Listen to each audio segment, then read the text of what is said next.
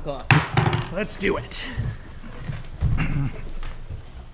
Pledge allegiance to the flag of the United States of America and to the republic for which it stands, one nation, under God, indivisible, with liberty and justice for all.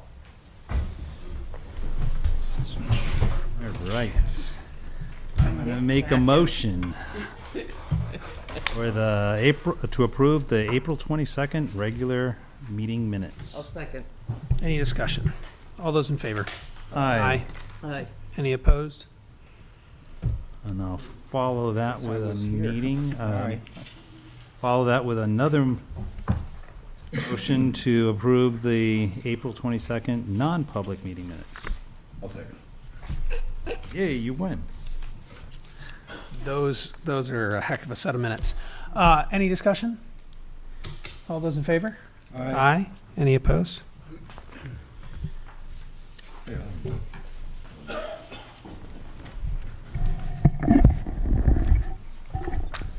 All right, the Select Board will meet on the following dates at 5 p.m. Tuesday, May 28th, and then a public hearing that same evening for work on Old Hebron Road.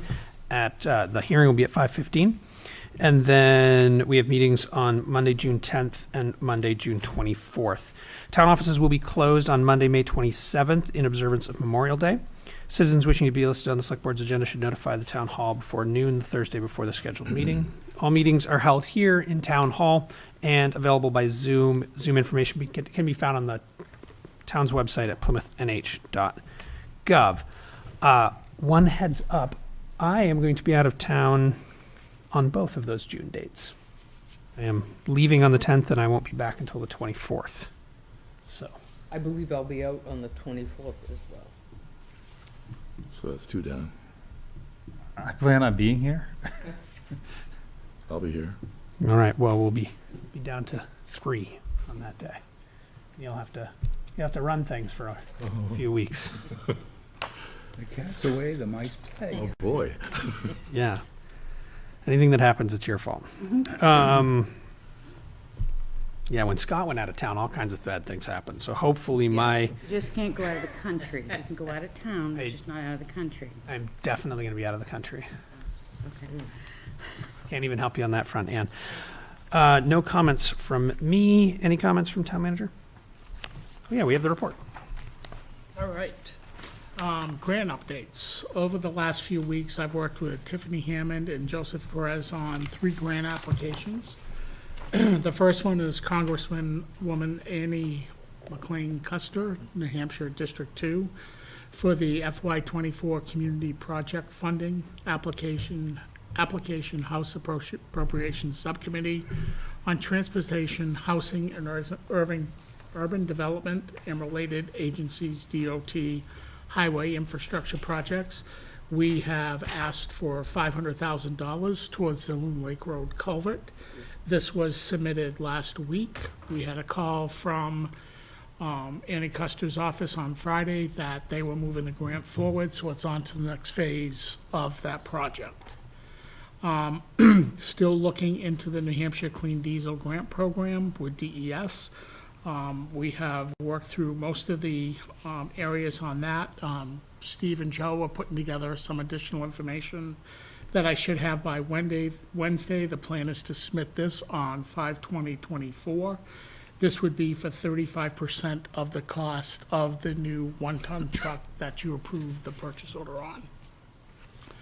New Hampshire DES ARPA funding of $300,000.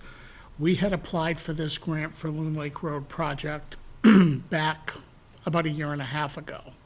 We submitted 2 applications, one for just over $50,000 for the engineering and wetlands permits for that project. We were granted that grant. We received the money and have been using that towards the project. We received a call last Wednesday that when this grant for the $300,000 was submitted, we finished number 4 out of the top 3. The third place finisher was the town of Canaan. They have decided that they're going to forego their project. And DES reached out to us and said, we will be getting the $300,000 for that. And if you recall, back a couple months ago, we applied our highway safety or Department of Transportation bridge supplement that the state sends to us. We applied that towards the Little Lake Road culvert as a match. So between the two grants that we've asked, I think we will have the funding, and the construction would go forth in the summer of 2025 to reconstruct that bridge out there on Little Lake Road, which has been a mitigation project since 2005 that will finally have resolution to. Performance evaluations, I've been meeting with department heads and still have some to go with regards to providing them with their annual performance evaluation. This process started back in March, where I met with each of the department heads to look at their year in review, but also to look at their strategic priorities for the year forward. And their performance evaluations have been written. I've been able to meet with all but 3 of the department heads.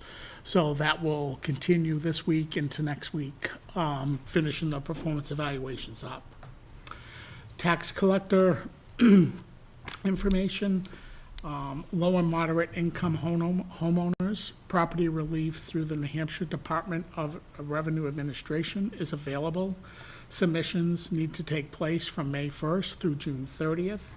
Interested parties should contact the tax collector for additional information and assistance in applying.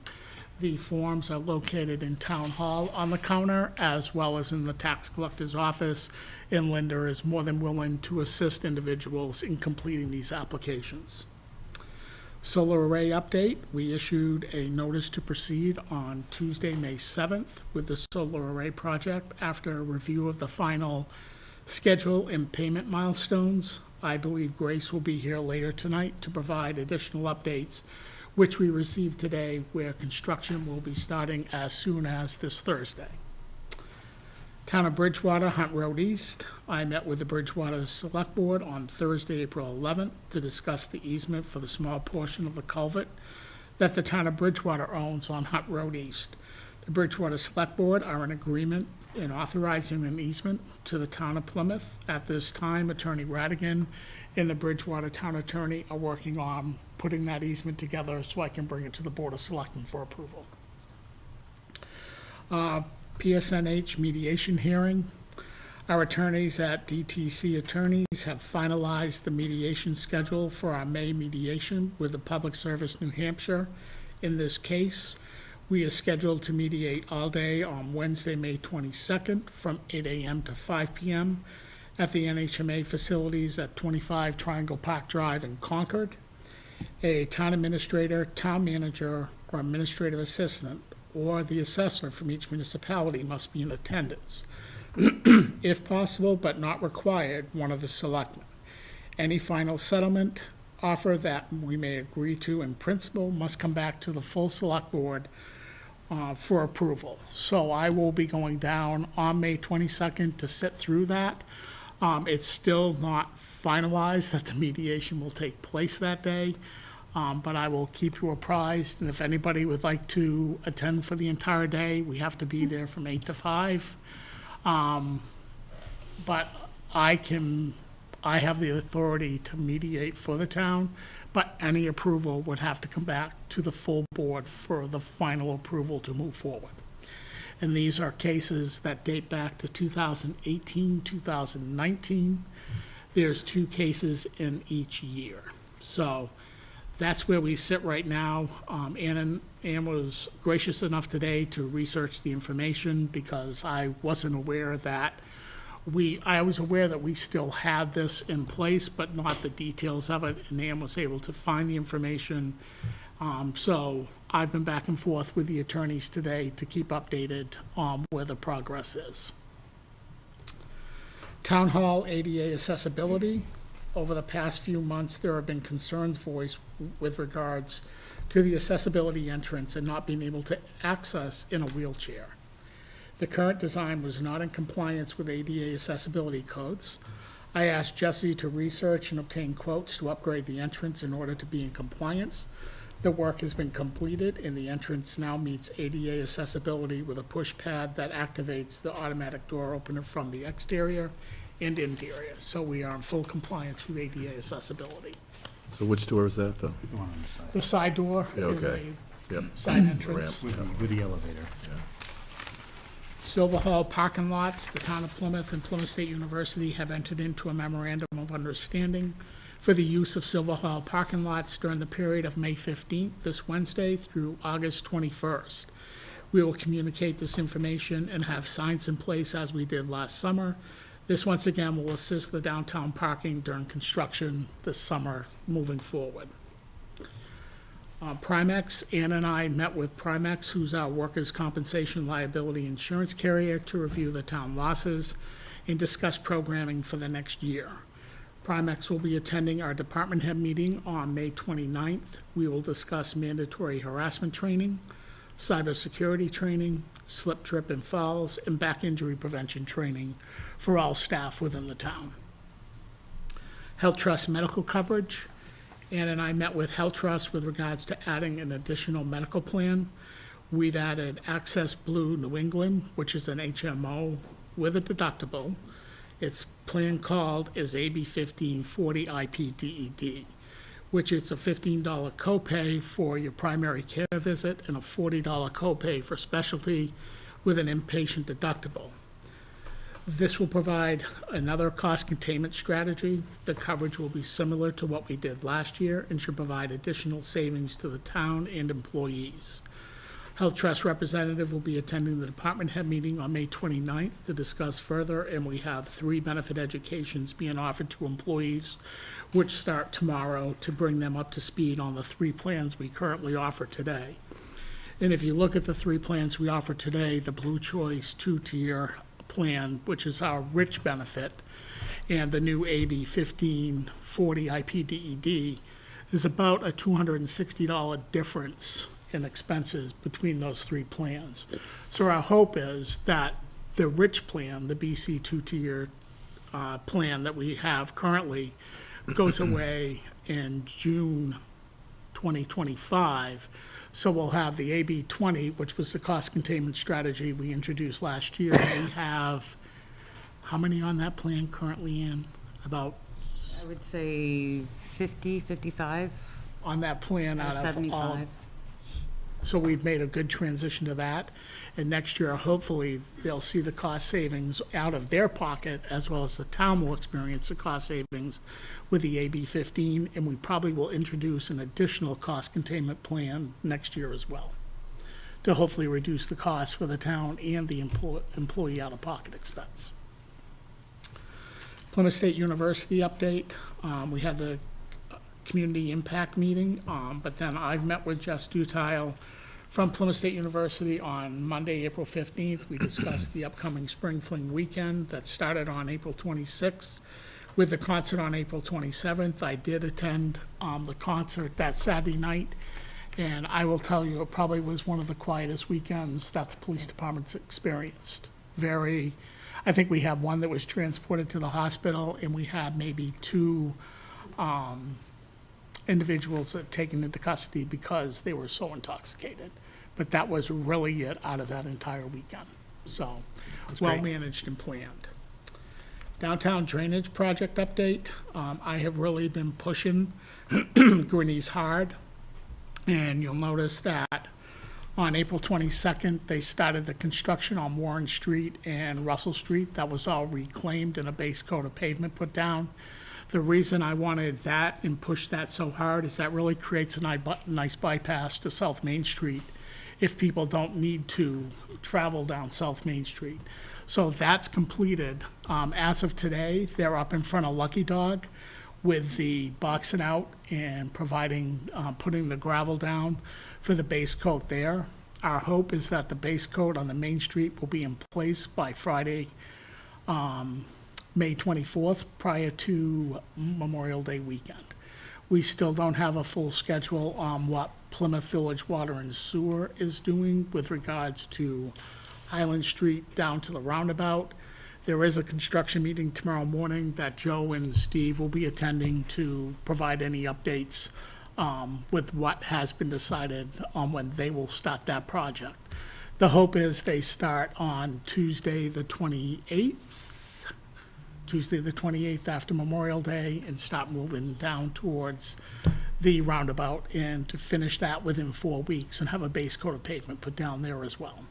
So I have been sending out emails. I have included the board on the emails that have gone out with the construction, the 2-week update, the off-campus landlords and the downtown businesses, as well as have stopped into the businesses to talk to them on the south end of town to see if they had any concerns, what was taking place. But Grenice has been very accommodating, making sure that patrons are in and out and that employees are in and out of their respective businesses.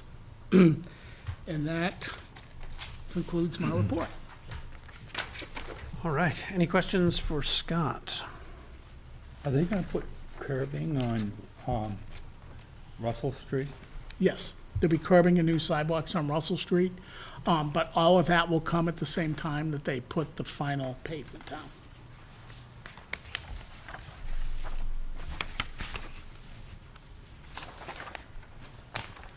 All right.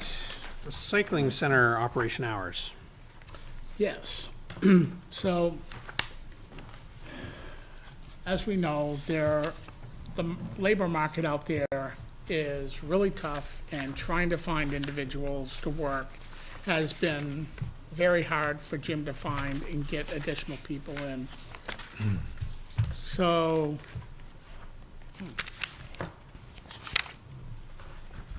what Jim is asking is that currently the recycling center is open 37 hours a week, with closing on Tuesdays and Thursdays. I have a document, but Aren't they closed on Monday? I thought it was Monday Monday and and- Wednesday. Closed Monday and Wednesday, right now, right, Scott? And half-day Sunday. They're gonna change it. closed on Monday and Wednesday. So what Jim is looking to do is, because of safety concerns and efficiency concerns, is he's looking to expand the hours to 40 hours a week, and they would be closed on Tuesday and Wednesday. I believe it was Tuesday and Wednesday. I don't know. Which means Oh, that here I go. Let me, it would be open so on to provide better covered, increased hours, and have 3 people working during all hours for safety and efficiency purposes, Monday, Tuesday, Friday, and Saturday, they would be open 8 to 4. And Sunday, they would be open 7 to 3:30, and closed on Wednesday and Thursday.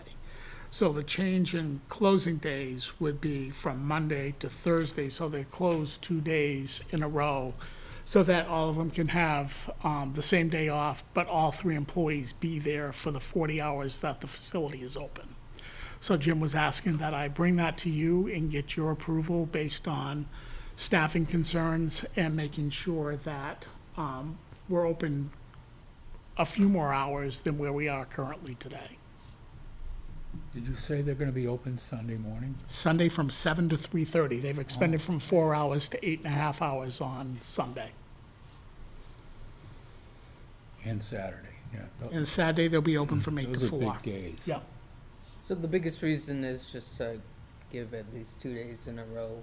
correct, It makes a lot of sense. correct. Any change in cost in terms of staffing the additional hours? Absolutely not. Even though we're going to 40 hours? What's that? Even though we're going to 40 hours is No, because they work 40 hours now, but they're not there all simultaneously those 40 hours. 'Cause there's So- somebody there every day, right? Correct. Today?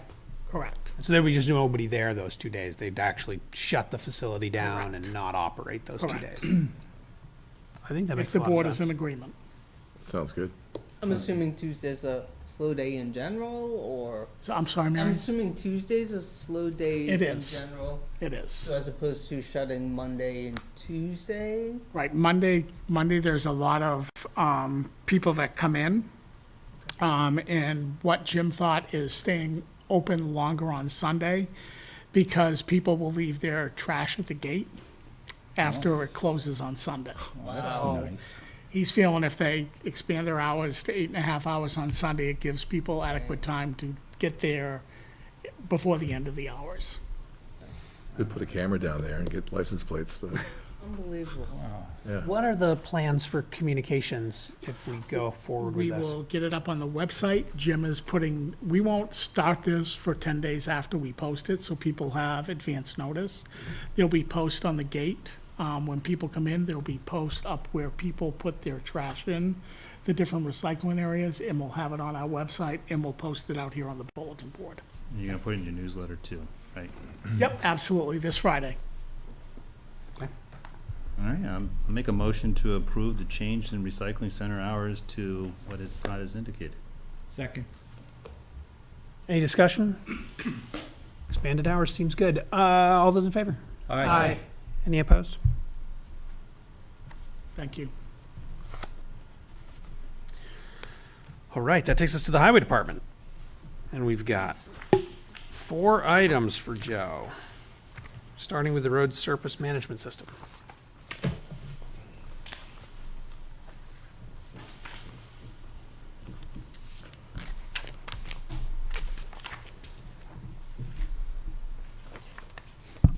Joe?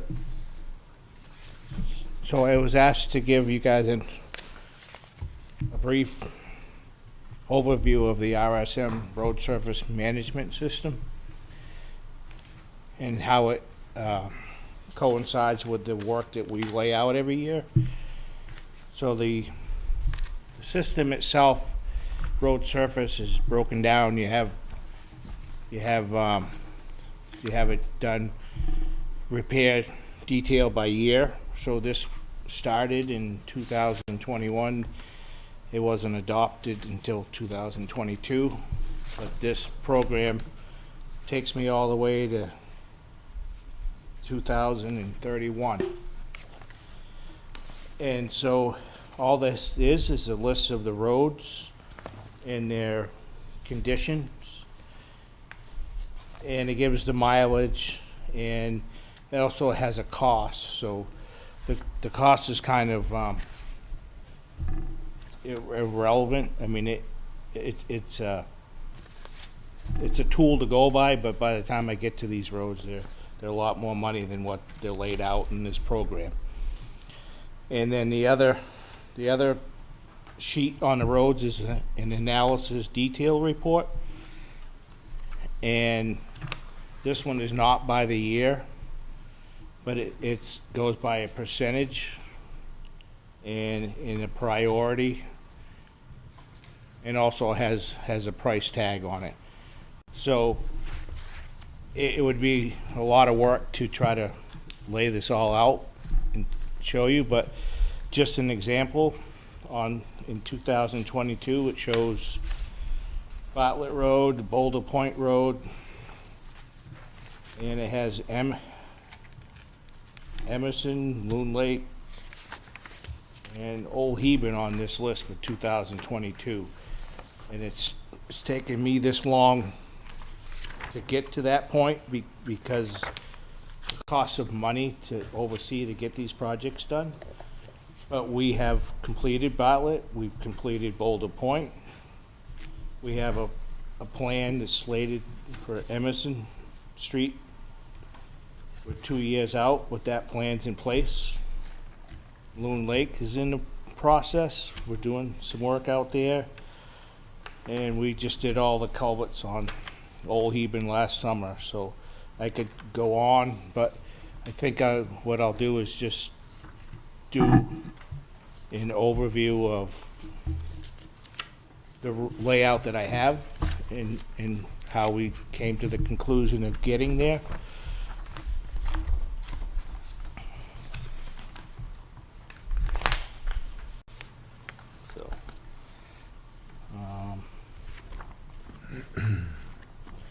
So I have a list of roads, my strategic planning.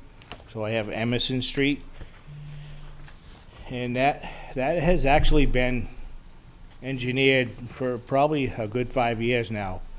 But getting the funding has been a problem. When I first started that project, it was just over $300,000, and right now I'm 2 years out, but between the capital outlay and In the budgets, it's slated for 2 years out at a price tag of over $600,000.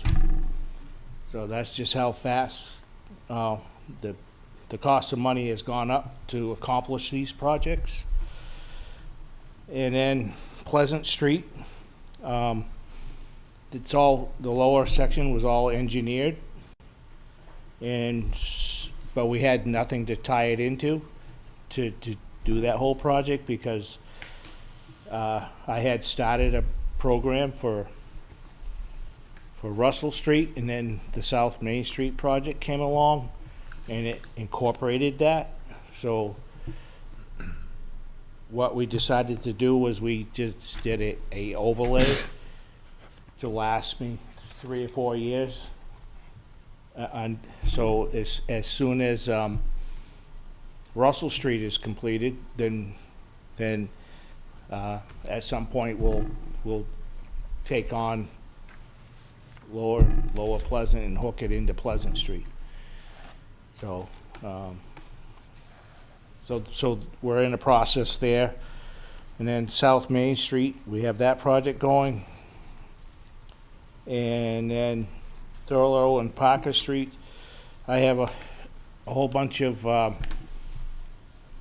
water issues, so there needs to be some engineering done there. So at some point I need to find the money to do some engineering, because Parker Street is in failure, and sections of Thurlow, there's a lot of sections on Thurlow that have water issues that I can't control and the heavy rain issues. So that's where we are with that. And then in this program, SAGE program, there's also a maintenance schedule. So which I've utilized more since I've started this program, because it's taken me longer to get these other projects done. So what's happening is because there's no funding, I'm losing the roads at a pretty rapid rate. So we're doing these maintenance projects. So like Hilltop's slated to be overlaid. So Emerson Street, that's all engineered, but that's 2 years out. So we're gonna do 2 sections on that and overlay to buy us 2 years. And then Loon Lake, we have some projects slated for out there. Beach Hill Priority Road from the town line coming into Plymouth. The road is in really bad failure, so we're going to overlay that from the town line to the recycling center. And then there's some sections, so I laid out, so I have Winter Street, Langdon, piece of Langdon Street. Clay Brook is completely failed, sections of Parker. So basically I put a whole list together, and the calls went out to my paving guys. So starting this week or possibly next week, I will have a list of how much these projects are going to cost me to pave. So typically what happens is, last year I had 10 roads on the list, and I only had money enough to do 4 of them. So I take the priorities. So this whole list, and I'll take the priorities and go as far as the money will take me. That's how that all lays out. Any questions on that? Joe, are these written here in priority order? No, they're not written in priority, but mine has numbers on it, 1, 2, 3. And again, they will change depending on where the pricing comes in from the paving companies. I don't know if they've gone up yet this year from last year. Some years you get lucky and it stays the same, or it goes down, but typically lately it hasn't been that way. So I also have a layout for. So are you predicting, based on what you experienced last year. I mean, there's 1, 2, 3, 4, 5, 6, 7, 9, 10. There's 13 things on this list. Are you expecting, really, you're only going to be able to afford 4 of these? I'm hoping to do 5 or 6. I'm being realistic, but I don't, like I said, it will depend on, I have a little bit of money left in this budget, so I'm hoping to push this through, so once I get this list, I can utilize and maybe do another road or 2 before I get into July to do the rest of them. So, I'm hoping to do like a half a dozen, but I can tell you, like, Beach Hill is on the top of the list. The overlay on Emerson is on the top of the list, and I don't know how I'm gonna do it yet, but Carmel is in, the far end is in complete failure. So we're looking at trying to grind that whole, there's a turnaround, like a big turnaround at the end. We're gonna try to clean that up and then come out 150 feet or so, just to, right now it's, I'm worried about, like, if a fire truck or something went out there and tried to turn around. The road is so broken up that at this point we won't be able to plow it come winter time. So a lot of this stuff is based on what we actually plow, and so yeah, there's a lot of factors into it besides the SAID's program, but I do use it as a guideline, and as we do these, we cross them off the list. So, and we keep checking the priorities on that list. So, you know, we have warmer winter now, so like when it doesn't get cold now anymore. So when we're plowing our roads, we're always digging into the asphalt or the dirt, and our roads are taking a huge beating. So there's that also. Joe, as I recall, there were some things in that plan that covered preventative maintenance that would kind of keep our good roads good by doing crack sealing. Have we done any of that? So, like, Beach Hill is one of them. Hilltop is one of them. Well, those are overlays, though. I think Ted's asking Those are about, maintenance, though. right, but I think But, Ted was talking specifically about crack sealing. To keep our good roads good. So we've tried to put a program together, but the problem, we haven't had enough roads to put together to buy it in volume to do the project. But so the last 2 years we've been doing these maintenance overlays. So it's just another factor in money wise, trying to find the funding to do it. So we're Right, I just worry about if we don't crack seal a road that's good, does it turn becomes a into bad. turn into a bad, and then all of a sudden we can't afford major to expense. replace the bad. It does, but we haven't had enough good roads to outweigh trying to do that until just recently.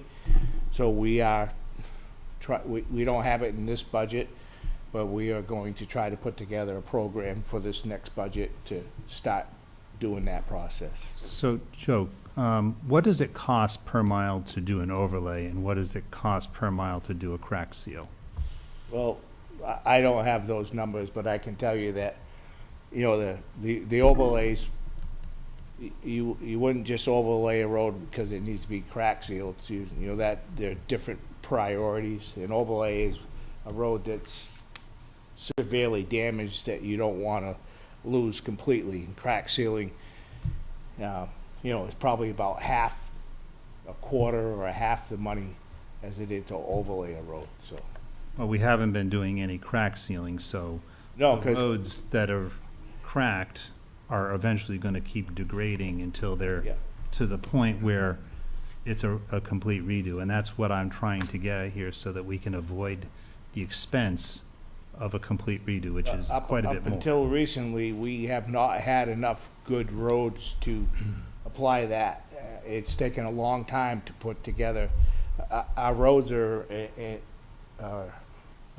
not very good shape, so But didn't that, until now, I haven't had enough roads to warrant trying to have a guy come in and do that. But now, especially after this year, we can implement that program and have I didn't have enough to put a program together for that until recently. but wasn't that in the original report that they identified roads to do that crack sealing on? Right, they do, but all you have to do is go out and drive our roads. I mean, you can crack seal a road, but if it's structurally not sound, you're just wasting your money if you're putting crack seal in it. So you have to take a road that's sound, but it's just starting to crack and come apart. Like Reservoir would be a good example of a crack seal. So when do we do the crack seal on Reservoir? Not until next season. And the question I have is waiting till next season going to cause that to degrade to the point where crack sealing is no longer an option and we have to do an overlay, which is So potentially 4 times as much?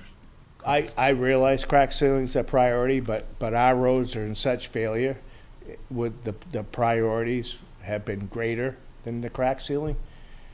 So if we need to not do a road and you want a crack seal, we can also do that.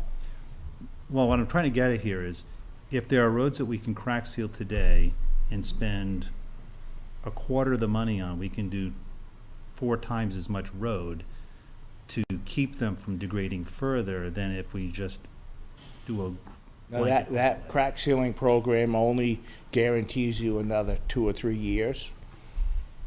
So But you were just talking about like Emerson, which again, I think Emerson's a complete beyond. mess and it's far gone. The overlay you're talking about doing on Emerson's only going to get us 2 years and it's going to cost 4 times as as much. much, yeah. So I'm just there's got to saying be some kind of cost-benefit ratio here that was the reason for the recommendations in the report. we certainly can do it. I can tell you that these priorities are based on safety issues. So I know crack sealing is important, but I don't have the amount of money that I'm given. I'm not really going in a forward motion. We're at a level maintaining. We're just trying to stay ahead of liability. So This doesn't sound like we're actually ahead of maintaining. We're actually falling behind by not doing these things. so It's not going to get better. Do you see shoulder maintenance as an important area that? yeah. Are you having So any all problems with these that? roads that we are overlaying or fixing, we actually have the shoulders, the gravel shoulders done with them, and the culverts are done ahead of time before we do that, and then the ditching. So as far as the crack sealing, if I have to prioritize that and not do another road, we can do that. I know that crack sealing is important, and we have it on the radar and a plan moving forward. But it also takes manpower. Yeah, I think it's hard for us because we don't have the full access to the inventory, right? This talks about your priorities, but it doesn't outline, in the same way that if we're talking about replacing vehicles in the fleet, right? We can look at the years, we can look down the list. It makes a lot of sense. We can say, okay, this dump truck's 6 years old, we need to replace it. This truck's this many years old, we need to replace, or we need to get maintenance on it to do a few more years. With the amount of information we have in front of us, it's hard to know, which roads are in a fail state, which roads are we can buy us a few more years with an overlay, what roads need crack sealing to buy a couple of years, what roads are A+ and we can ignore them for I would love to see a plan, and as I understood it, the report we Laid had that paid out. for was supposed to lay that out. Personally, that's what I would love to see. I would love to see some sort of way to understand, we have 30 miles of road. What is that 30 do we have 1 mile of A-plus road, 20 miles of okay, and 10 miles of failure? Or, what are, in terms of the overall roads we've got, what are we looking at? And then on top of that, when I look at a list, at least for me, I look at a list of 13 things on the 2024, 2025 paving projects, and we know half of these things are impossible. So take those right off the list. You can't afford to do it. So I wouldn't even put it on the list. I'd put it on this is 25, 26. This is 26, 27. This is you know what I mean? This doesn't read like a plan. It reads like a list. At least that's how I see it. Every one of these that are on this list is a safety priority. But it's not a priority because you don't have the money to do it. So I have to get paving contractors to come in and look at this work. So again, though, by having them do that, all this does is give me an idea of what these roads cost me. And then the reality is, I know that I'm only gonna pick so many. But if I just pick a couple, then, I have. No, Joe, I understand that you want to get estimations on all these roads, and I think that makes sense. I look at this and it feels like a jumble to me. Yeah. I would mirror that. I would love to see the priorities. Why is that a priority? What is it going to cost us? I don't care if it's 100% accurate, but give me a ballpark. You've been at this for a while. You must have some idea. Is this a $50,000 project? Is this a $300,000 project? Well, here's a perfect example. I put New Hebron out to bid for work. I had 2 bids. $150,000 difference in the price. Between the 2 bids? Right. So for me, any time that I can get quotes that give me some idea of my failures, especially if we get grant money or things come along and you have an opportunity, then you can say, well, I have this money and I can do this. So yeah, I besides think the crack getting ceiling- the estimates makes.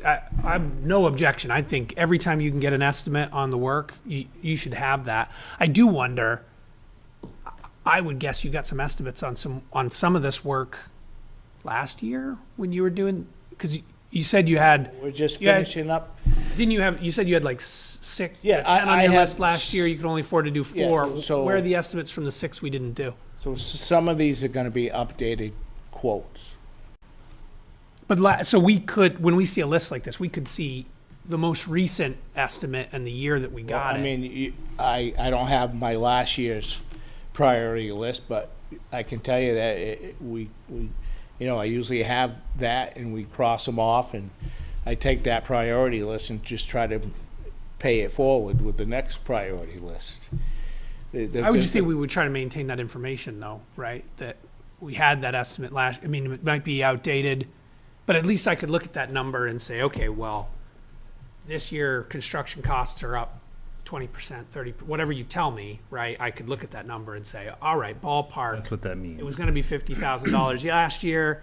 Maybe it's $70,000 this year. But then you could look at multiple of these line items and say, well, Hilltop is half the price of Emerson.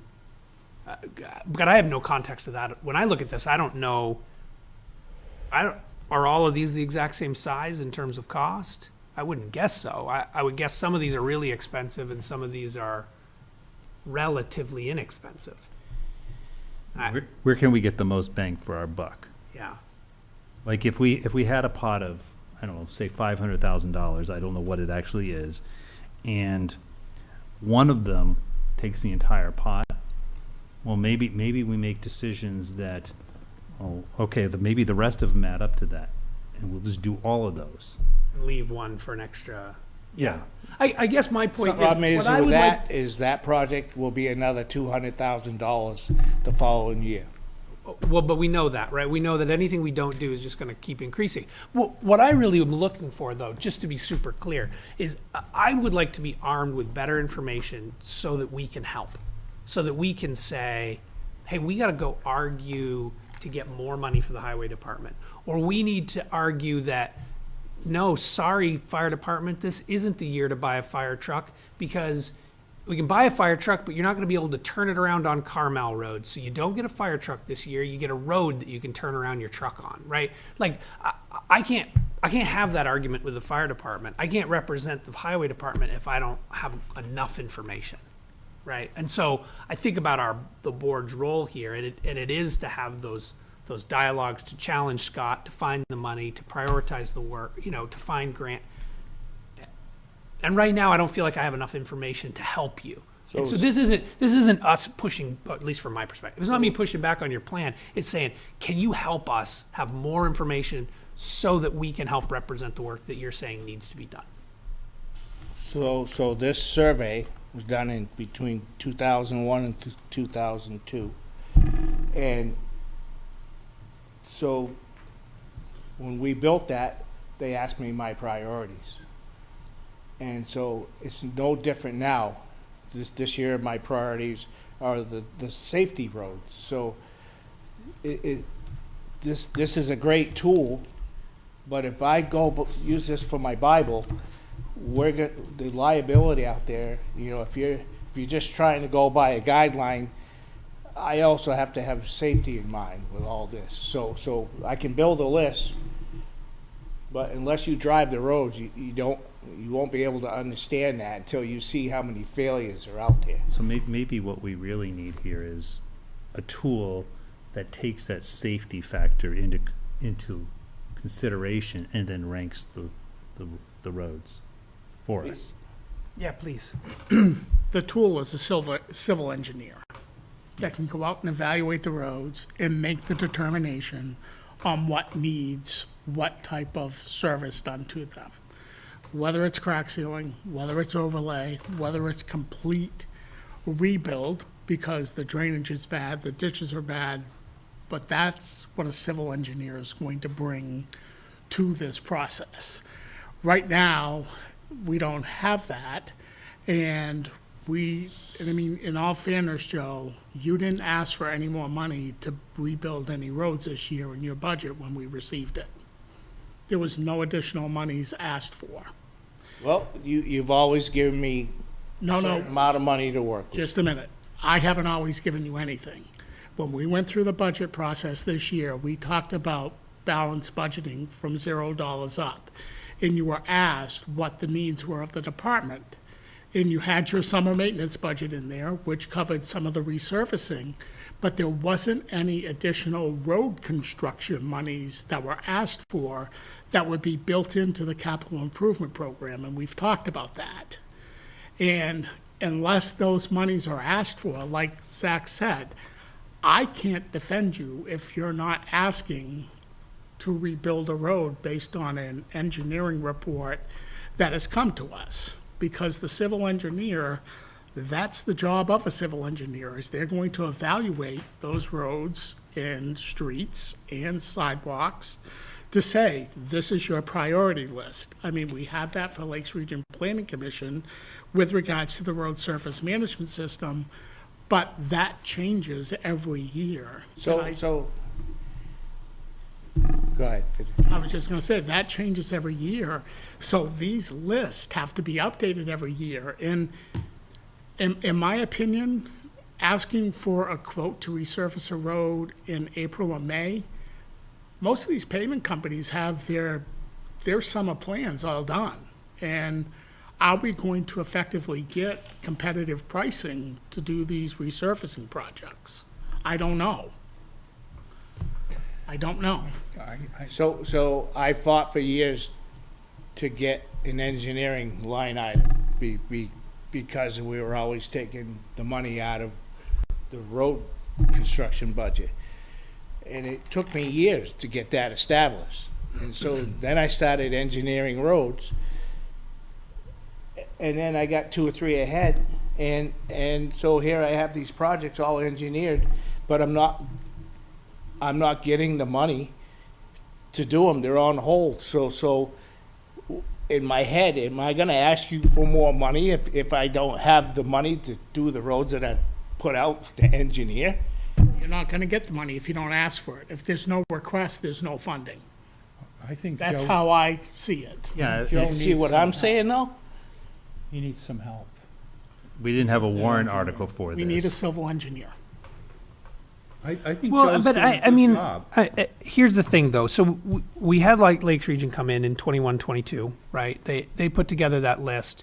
On that list was X number of miles of failed roads. Some of those we've dealt with, and some of them we haven't. Any of those that we haven't, we don't need a civil engineer to tell us those are failed roads. They're still these are failed part of the roads. maintenance program. These roads are on this, and they get crossed off as we do them. But there's not a schedule of work here.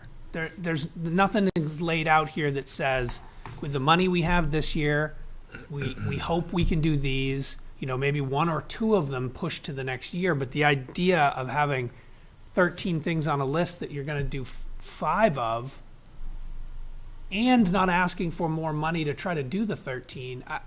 You're going to keep falling farther and farther. How do we ever get ahead on this if we're not if the town tells us no, that's a different story.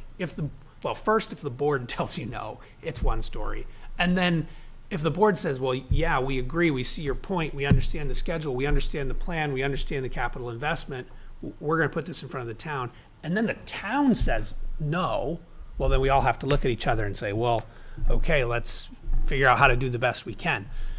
But if we don't ask the board and we don't ask the town,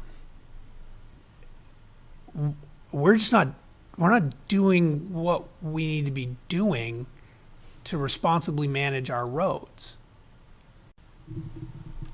And this year, we saw that the town is actually pretty understanding when it comes to safety. You know, they actually added something to a line item in town meeting to get something that they thought was important done. So if we put roads on there, I mean, if it's true and it's the right story, I think this town will step up and pay for it. I think he's dealing with a moving target. well, the target's always going to move. I mean, it's really moving. You can't, that's not something we can change. But if we don't, if Joe doesn't come in with a request, or the highway department doesn't come in with a request for the 25-26 budget that adequately reflects this plan here, we can't help him. We can't help him. Those quotes and those bids need to happen July, August, September, because that's when we start our 25-26 budget season to move forward into that approval for next March. So this needs to be worked on right now for 25-26 and getting some pricing and adding 5% inflation to it, because that's what the inflation for construction is today. So we can say, okay, if we want to do all of these roads and we want to do crack sealing, it's $500,000. But at least we have something that substantiates the cost associated with the work that's outlined. Yeah. Okay. Well, I think Joe understands that, and this is what he came up with. And if you're saying that we need a civil engineer to at least, triage the roads currently, that's one thing. But otherwise, someone needs to work with him to make sure that we get from him what Who we is need. that to work with him? What's that? Who is that to work with him? I don't know. It's a civil engineer that he should sit down with this list and say, help me, we have money in there for engineering. Help me understand what I need to do with these roads. Well, You we take were- the civil we were- engineer out. We were actually You look talking at the about like roads. hiring a civil engineer a few What's years. that? We were actually talking about hiring a civil engineer a couple of years ago. This didn't happen. So he's suggesting like putting money aside to throw money at a civil engineer.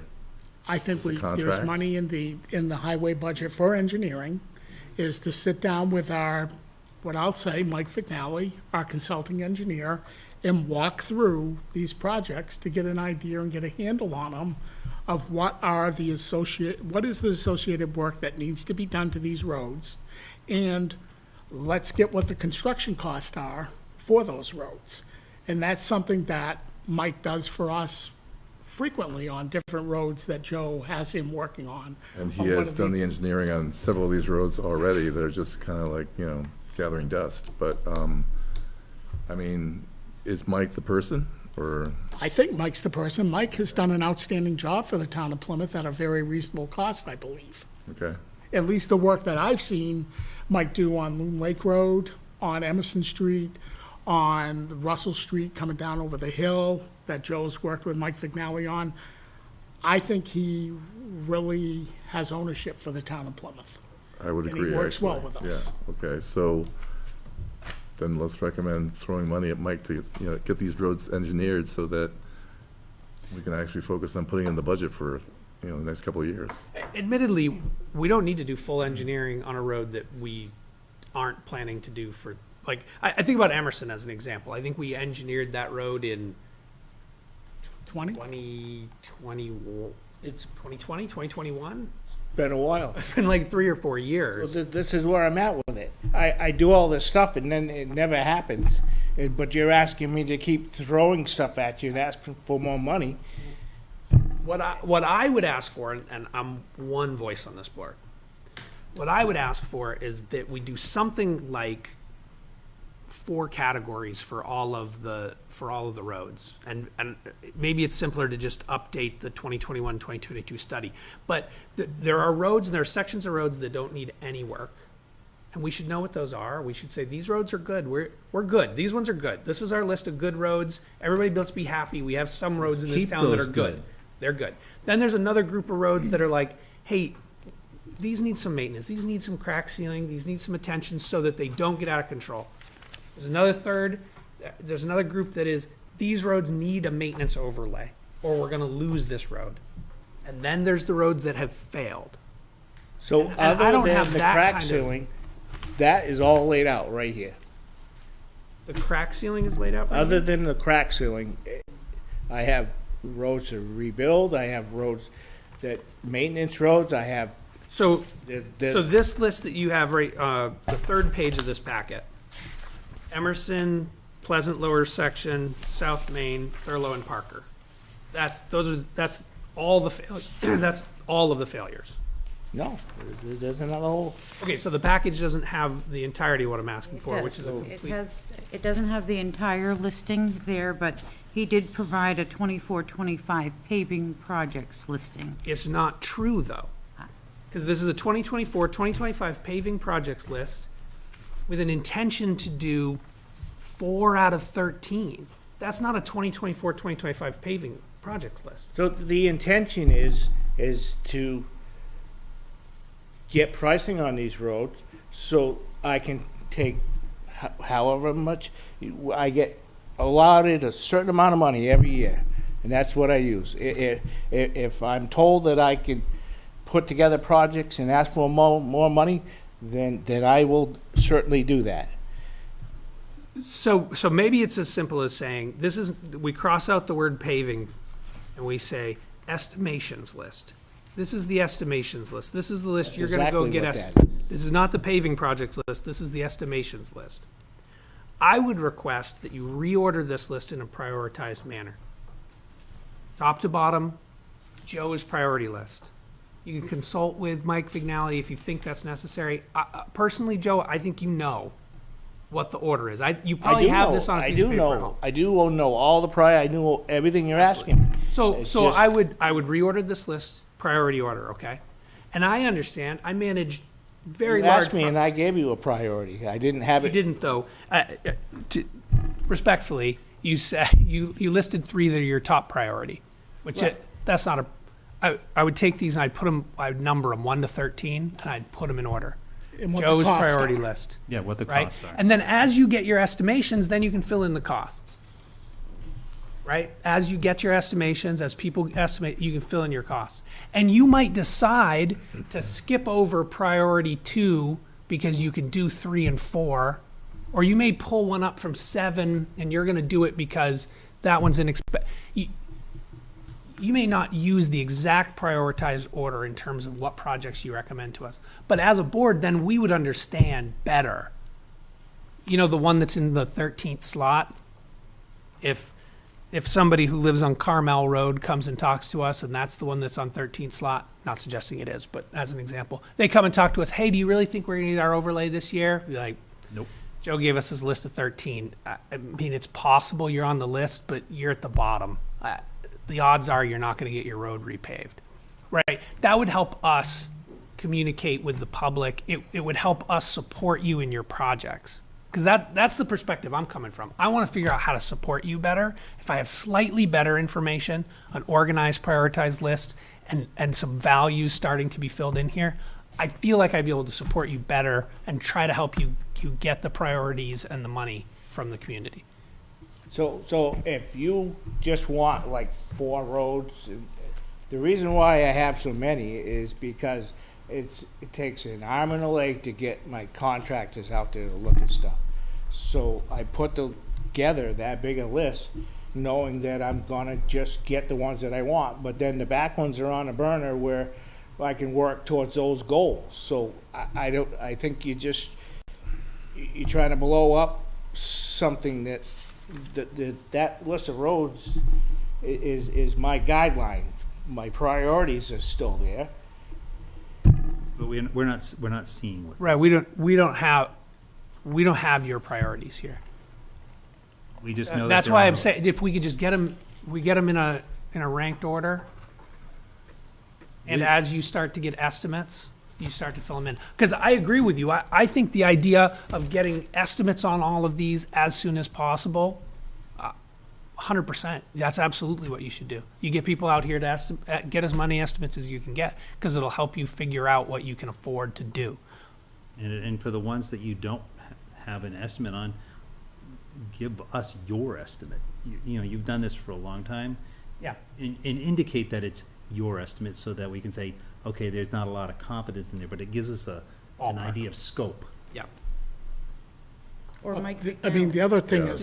is we can't wait until April and May to get estimates Yeah. for paving jobs that are gonna happen in July. This needs to, so for next year, Joe, coming up into your budget that we're gonna start working on in July, you should be working with those contractors throughout this period of time to get estimates on what the priorities are for next year. Because That way you can they put real can't numbers come to it. out in 30 days' time and give you those. You know that. And some of these were on a list. One of the problems that I'm having why I'm this late in the season with it is because we, like Beach Hill, there's 2 or 3, Carmel Drive, and there's one off of Reservoir. They totally just disintegrated over the winter. So if I give you a priority list and it's all set and we decide on what we're gonna do, and now I have 3 failed roads, and what, you know. But No, that's- we know that kind of stuff different happens. spot. You slot those in, right? You say, hey, Beach Hill used to not even be on our list, but now it's failed. It just moved to number 2 on the list. I'm not uncomfortable with that idea. And the strategic priority, the strategic list is a living document. Right. That changes based on the needs and the assessment. And We could have a we've big talked about that. rainstorm, all kinds of stuff Strategic priorities are a living document, and when they're noted in the performance evaluation, for example, we have that conversation that this is a living document, and if something else comes up, we conquer, overcome, and adjust, and make sure our plan is up to date.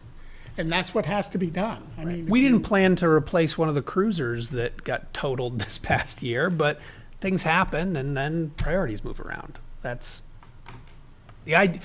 I'm not asking you to chisel something into stone and create the Joe's 13 commandments, but I think having that prioritized list so that when a new one comes in and you're moving your list around, we can understand, oh, wow, we had this failure on Beach Hill Road, like this impacts our ability to do Carmel this year. This affects our ability to do Parker Street, whatever. And some of this could be done in like a spreadsheet where you go through and you give a score to it and it automatically recollates the list and you're not having to do all this manual work. Yeah. I mean, there are tools that we could build.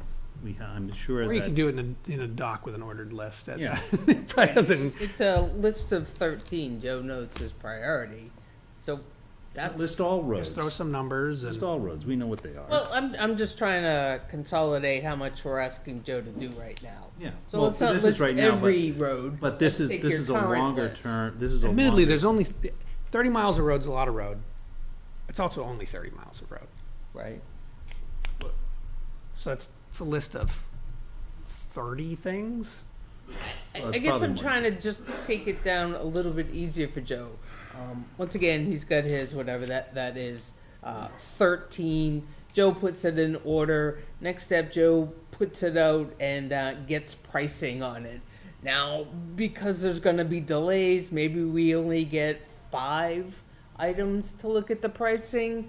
We're going to have to make a judgment call at that point. Let's There not shouldn't wait be for any all delays. 13. There's no delays, it's just they don't start really bidding until, I mean, if you're gonna do it late in the fall, fine, but in the spring, we don't usually start hearing from these guys until the beginning of April. I mean, so So, we can't reach out to them and say, hey, we're trying to prioritize the list we for can next certainly summer. start. We want you to give us a ballpark estimate on this road, and this road, and this road. We realize that, we're gonna have to have you look at it again to give us an updated quote, but, we're trying to make sure that we ask for enough money from the taxpayers. Can you come up and give us a number? Within plus or minus 5%. The contractor's willing to do that. Joe's getting enough trouble getting contractors in general. But if we, If if they're so busy right now, are they're they busy right willing? now, Right. when are they not busy where Well, they and could? this is true. So now we're looking at October, September, to get any sort They're of always looking for the next year's jobs. right. And we need to be the first in line. Yeah. Yeah. Which doesn't help us for this year, but thinking about Right. next year, Right. we ought to be lined up in the fall.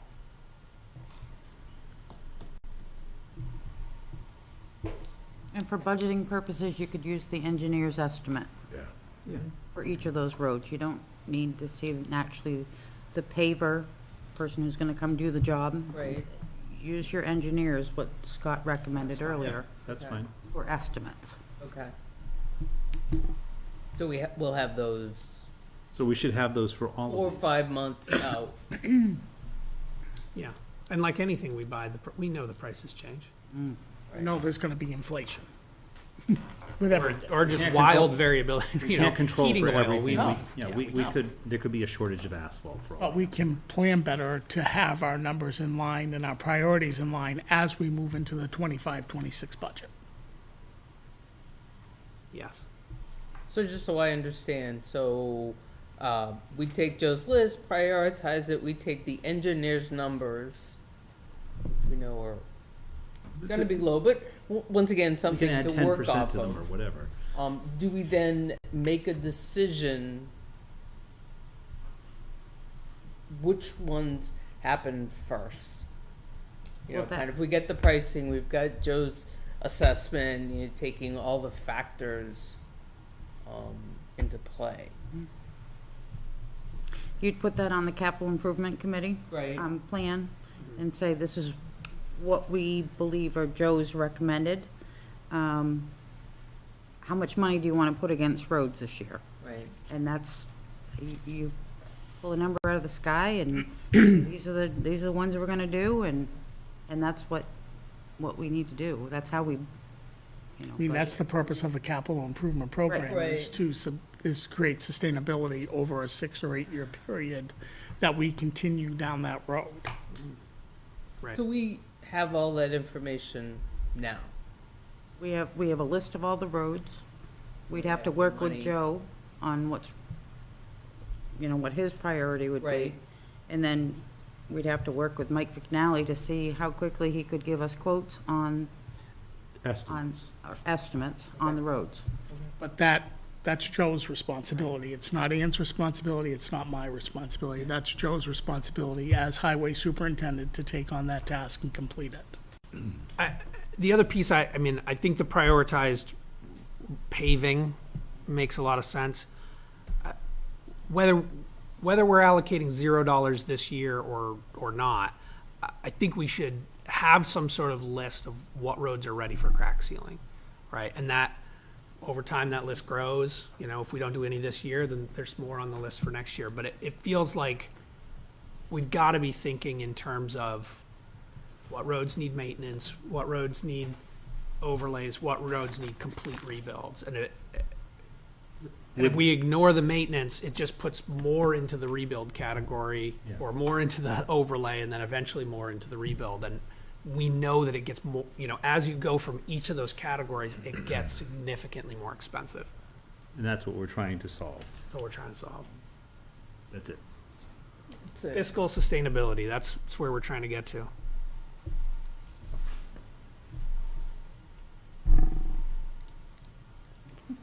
So creating, from what I heard you point out, Zach, is reorganizing the list, putting it in priority in order. Yep. The associated costs with each one of those Yep. priority list items, and to include crack sealing to see what we would need to do today. Yep. Yes, Am I correct? yes. So I think that's the next piece, so I don't know when you want Joe to come back in and to present this to you. What is reasonable? Is next Yeah, meeting too I don't short, know. That's or? probably too- Joe, when do you honestly feel you will hear back from the contractors? We're looking at a span of 2 to 3 weeks. Okay? So I would think by the last meeting in June, 24th? yep. I don't think you're gonna be here, Zach, though, correct? Well, I'm not, but that's the okay. rest of us will. Okay. But I yeah. think. I don't think there's any if misalignment 24th here. Is a date, that gives you over a month to be able to pull that back together and come back in on June 24th and present based on the list of things, and I can follow up with you tomorrow on that, Okay? if that works for the board. That seems fair. Yeah, totally fair. And thank you, Joe. Really, we do appreciate all the work you're doing, and we know it's a lot of work, and we know you're working with a smaller budget than you'd like to be working with to do it. And so we're giving you homework so that we can help you. Thank you. Thanks. Any question on the sidewalks before he leaves? There was 24, 25 sidewalk projects that he had updated, you I guys? think same thing is to come back with that priority list based on the sidewalks and the cost associated with each one of those as well. Yeah, also, on that note, we know that, South Main Street's getting sidewalks, and Warren, and so I would put on this list those ones we know that are getting done by that other project, just because they haven't been yet. It's always nice to check something off. So if you include Russell Street and South Main Street. Yeah.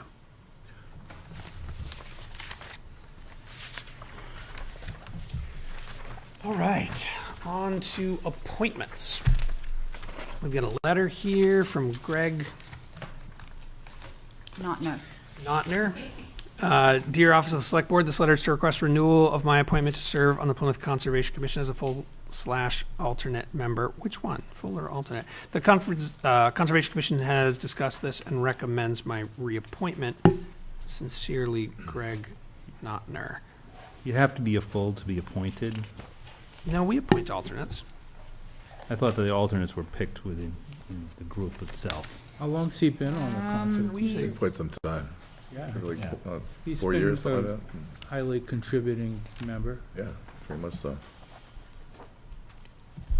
This looks like I have a full appointment. Yeah, this is a full appointment. All right, Because only full appointments vote. correct. Only full appointments vote. So I'll make a motion to reappoint Greg to the Conservation Commission. Second. Any discussion? All those in favor? Aye. Any opposed?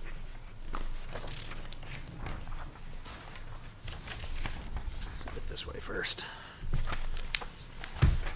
Okay, new purchase orders and grants. We have a request here from Ann. I'm not going to read it. You can. You're not going to Intro it. read it? Come on now. I can if you want me to. So, as the board's aware, Scott and I have been trying to come up with, with ways to pay and have a full statistical revaluation more often than every 4 to 5 years, 5 years. We received one proposal from Whitney Consultant for the time frame of 7/1/24 to 12/31/2025. The cost of that is $58,000. The question was, how do we go out paying for that without adding too much more to the budget? So in looking down through the outlay items in the budget, we have not been spending the recycling building maintenance repairs line because that building was actually redone with ARPA funds. So the proposal here is to take the current balance, which is $28,290.74 in that line, and reallocate that for revaluation. The additional amount will come from capital reserves, money that we have in capital reserve currently. Okay. Let me just see if there's anything else. How much do we normally budget for? Revals are 50,000. They're usually 50. So we put 50,000 in the kitty every year for it. No, we've been spreading this out. So it's, Every 4 to 5 years, we're putting 15 to 20,000, depending so on it's what we need. 15,000 a year. Yep. Ish. Ish, yeah. So we're going to go, is the new, we're going to do every 2 years? Is that how this is going The to work? initial Just this one, thought yeah. is for 2 years. 2 years. Now, if the values go plummeting, or they're still rising out of control, we may have to do another one 2 years later. But if things start to settle down a little bit, we're hoping that we don't have to do it every 2 years, but at this time, with this market, it's very important that we follow it closer than every 4 years. Okay. And why 2, not 1? Just, Expense. Well, So one would be a little effectively- excessive. okay. Effectively, we're going to go from, it was 15, we were putting 15,000 a year before to do it. Now it's going to be conceptually, and I know we're Right. spending up front, Yep. but 29. Go from 50, so it's about double the price we were paying, because go from 4 years to 2 years. 4 years to 2 years, that's right. But even if we did the reval now, next year, doesn't necessarily tell us that the market's changing. It's still close. going up. So we're kind of just watching it, and they thought, and Scott recommended 2 years. We'll see what we can come up with in 2 years for the So we'll values. adjust potentially. Yes, and it won't be such a huge spike, Sure. hopefully. And it keeps our equalization in the high 90s as we move forward, where we've dropped down, excuse me, where we've dropped down before. This is keeping our equalization kind of in a sustainable manner in the high 90s as we move through it. Because it's been years that we've been down in the 80s for equalization, and that's where you see the huge spike that happens in the reevaluation process.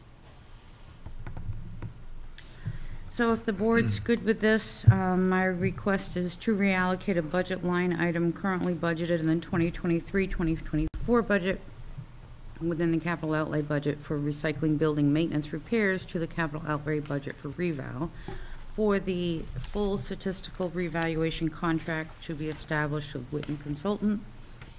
These funds will be carried over encumbrances, so you'll see this information again at some point. This contract is from 7/1/24 through 12/31/25, so no payments will be made until July.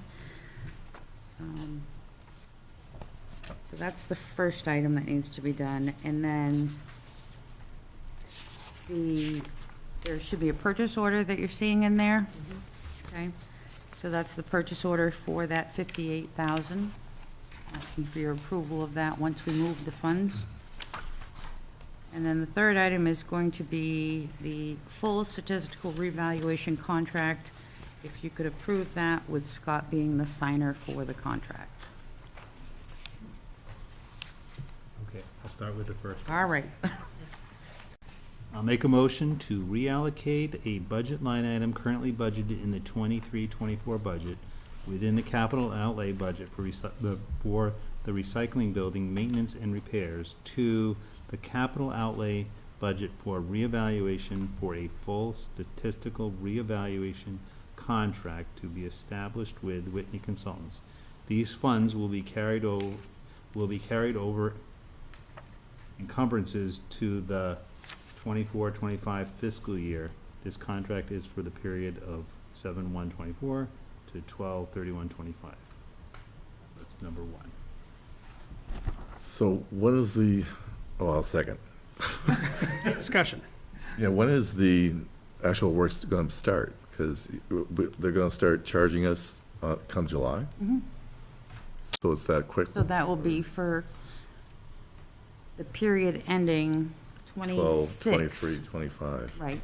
So for the 2026 year is your revow.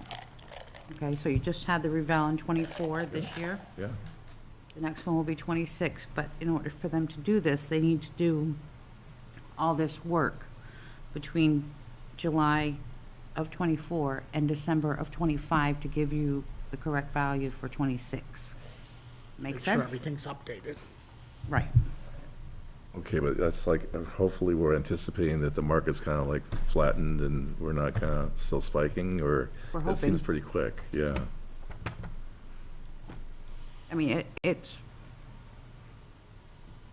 I think it's, 3 years seem too long, 3 years from now. We couldn't really, but you can kind of see 2 years. Things are starting to change with the sales that we're having on a monthly basis. We're really seeing things either level out or actually the sales are changing to go down a little. When you look at the sales that come across and the transfer of properties from Grafton County, from the Registry of Deeds, back a year ago, we were seeing properties in Plymouth sell for 55 to 65% above the assessed value. Right now, you might be seeing something 10 to 15% above the assessed value. Most. So keeping that as close as we possibly can as we move forward, without any severe spike like we saw last time. But if possible, catching the market on a slight decline as we enter into that 26 reevaluation. Flip of a coin, I think, but, what about the, the businesses, the business properties? Is that, because it went down last time? Right, because they saw the increase on that previous reevaluation. Okay, So theirs kind of leveled out or went down a little bit. I think the next time around, you'll see those start to increase again from Yeah, a right. business perspective in the commercial property. Big swing this time being the sudden spike in residential property values. Right. unfortunately, we're not satisfying the need for residential property, so the prices are still gonna be up there for a while, but Yeah. I guess it's worthwhile to, But Is after we, that a characteristic pattern, or is that something new? Of what we saw in the last reevaluation, that was absolutely new since COVID. And it's absolutely new with people in southern New England wanting to move into northern New England, and which creates a supply-demand issue, and that's where you saw the spike in prices. I'm sorry, I'm a year ahead of myself. So the revow that we just had was in 2023. okay. Okay, right, yeah, so this one will be for 2025 values. So I was a year ahead of myself. All right, so, but they'll, okay, You know, it's anyone's guess when those numbers are going to go up or down, or what the interest is in Plymouth itself. And we don't have very many homes right now for sale as well. The state included, yeah, so, As long as interest rates stay high, Right? market will stay tight. yeah, except people take cash, so, Yep, they do. Yeah, we've seen a lot of that. yeah. In any event, I think it's worth a shot. Any other discussion? All those in favor? Aye. Aye. Any opposed? Unfortunately, Ann, I forgot what those other ones were now. Okay, the second one is the purchase order, for the 58,000. Okay. Page 4. So I'll make a motion to approve the purchase order for $58,000 for the full statistical reevaluation contract per N. Thank you. Any discussion? All those in favor? Aye. Aye. Any opposed? And then there was one more. And then the last one is the contract with Whitney Consultant for the same, just allowing Scott to sign that, Oh, okay. if you wouldn't mind. So, make a motion to have Scott be the signatory for the Whitney Consulting contract. Second. Any discussion? All those in favor? Aye. All right, that takes us to Avatar. So Avatar is the new software program that town staff, along with our assessing firm, have selected for our new CAMA system, or the software system. In order for us to move forward with this, it's a price of $17,635. We do have this funding available in the 24-25 budget right now. We did get prices from 3 software companies, including the company that we're using now. BMSI? or- No. Patriot. Patriot, Okay. or what else they call it? Assess Pro, I guess they call it Assess Pro Patriot. We also got something from Vision, and then Avatar. Staff, assessors, all, pushed us right towards Avatar, so we're kind of excited that a new program is coming in. Again, this won't be charged to the budget until 24-25. $17,635, which includes assessment cards, meaning you can go right online and see the assessment cards. At this time, you can look at assessment cards, but it's just a summary. The cards that you're going to see online are actually the cards that we're going to see here in-house at the same time. Oh. And this program allows us to attach documents to each property if needed, like deeds, like subdivisions. I mean, there's just so much more that we can do with this new program, so. I'll make a motion to accept the quote for $17,635 for Avatar Associates. Second. I assume this was budgeted. That's it for me. Any other discussion? All those in favor? Aye. Aye. Any opposed? Whitney Consultants. So this is actually the assessing services, which are just the general assessing. It's 4 years, $55,600 estimated annually for assessing. Total contracts $222,400. In addition to the reval coming that we're dealing with, we also have pickups, current use, anything that the assessors need to deal with is here. So we did see an increase, I believe it was around $5,000, Scott, is what we saw for an increase from 4 years ago. So we were pretty impressed that, knock on wood, And they're- $5,000 is. Their pricing in years past, before we had Whitney Consultants, it was about a $75,000 a year cost with another firm. And discussing this with Ann, because Ann knows obviously much more about assessing than I do, is that we've had a 4-year contract with them. We'll have gone through a 2-cycle reevaluation period. This contract would end in 6/30/28, so we've had that full cycle with Whitney, and then in 28, we would go out to RFP to review what other vendors are available out there as we would start a new statistical cycle. You must have ESP because I was going to ask that. And DRA comes in reviews what they come up with for values. They review the cards, making sure that things aren't missing from their, their cards. We've been pretty happy with Whitney, right? We have been, yes, absolutely. I think another important part of that is I met with a lot of people during the reevaluation and their concerns for the increases that they saw. And I think the common thread was that they were very happy with Emily and her explanations. I think the customer service piece that Whitney provides to the residents in town has been outstanding. I have not received any complaints with regards to the abatements that have been filed and the responses that have gone back to the individuals. So I think it's a good working relationship now. And our staff has had a great working relationship with Emily and Steve and the sister, Beth. Yep. And they've been very attentive to our needs and to the community's needs. And Emily's also the chair of the New Hampshire She is. Assessors Association. So we got her. We got quality here. Okay. I'll make a motion to approve the 4-year contract with Whitney Consultants for general assessing. This equates to $55,600 annually. That's the Avatar one. Comes out to a total of $222,400. Second.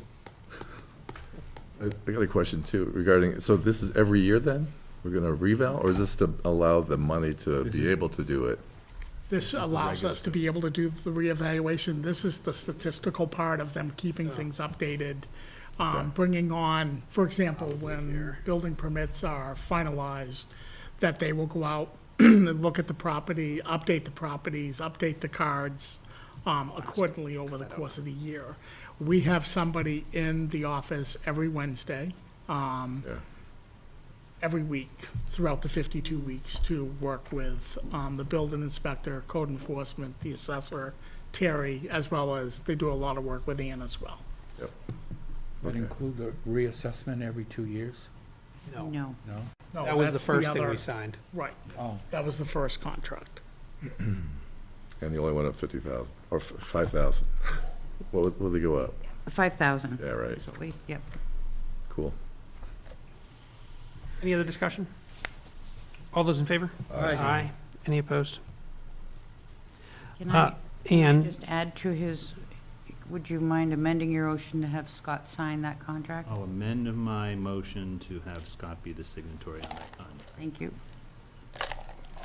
going back to Avatar for a moment, Yes. is that also Scott's signature you want on that? Yeah, that one was so little, I really wasn't too worried about it, but I was going to get Scott's signature on it. Yes, if you can amend that motion as well to have Scott sign that contract. Okay, I'll amend the Avatar Approval? proposal approval to include Scott as a signatory. Thank you. Second? I don't think did I second that one? No, Neil seconded. Neil did, That's, yep. yes, what I was going to wonder about. Thank you, Neil. It's a friendly amendment. Neil, Neil, can you you, want to second that friendly amendment? Can you second the amendment? second? Thank you. Any discussion? All those in favor? Aye. Aye. Any opposed? Thank you. All right, that takes us to Allied Equipment, Highway Department, M3 sweeper. We have to do this one too, right? so in front of you, you should have a memorandum. Here, Let me just look. This is to purchase and by leasing a 2024 Global M3 sweeper No, you don't have to worry about that. Allied Just sign this. Equipment. Okay.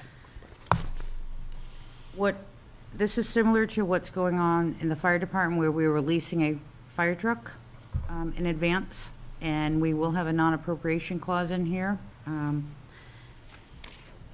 The highway department was able to get, let's see, Avery Industrial Services. They spoke to 4 companies or tried from 4 companies to get information. Alta Environmental Solutions was unable to provide the size sweeper the town needs. Immaculate Power Sweeper, no return phone call. Avery Industrial Services does not sell equipment, however, did offer a quote for 60 hours of street sweeping at $185 an hour with an estimated cost for the town of $11,100, and that's for 60 hours.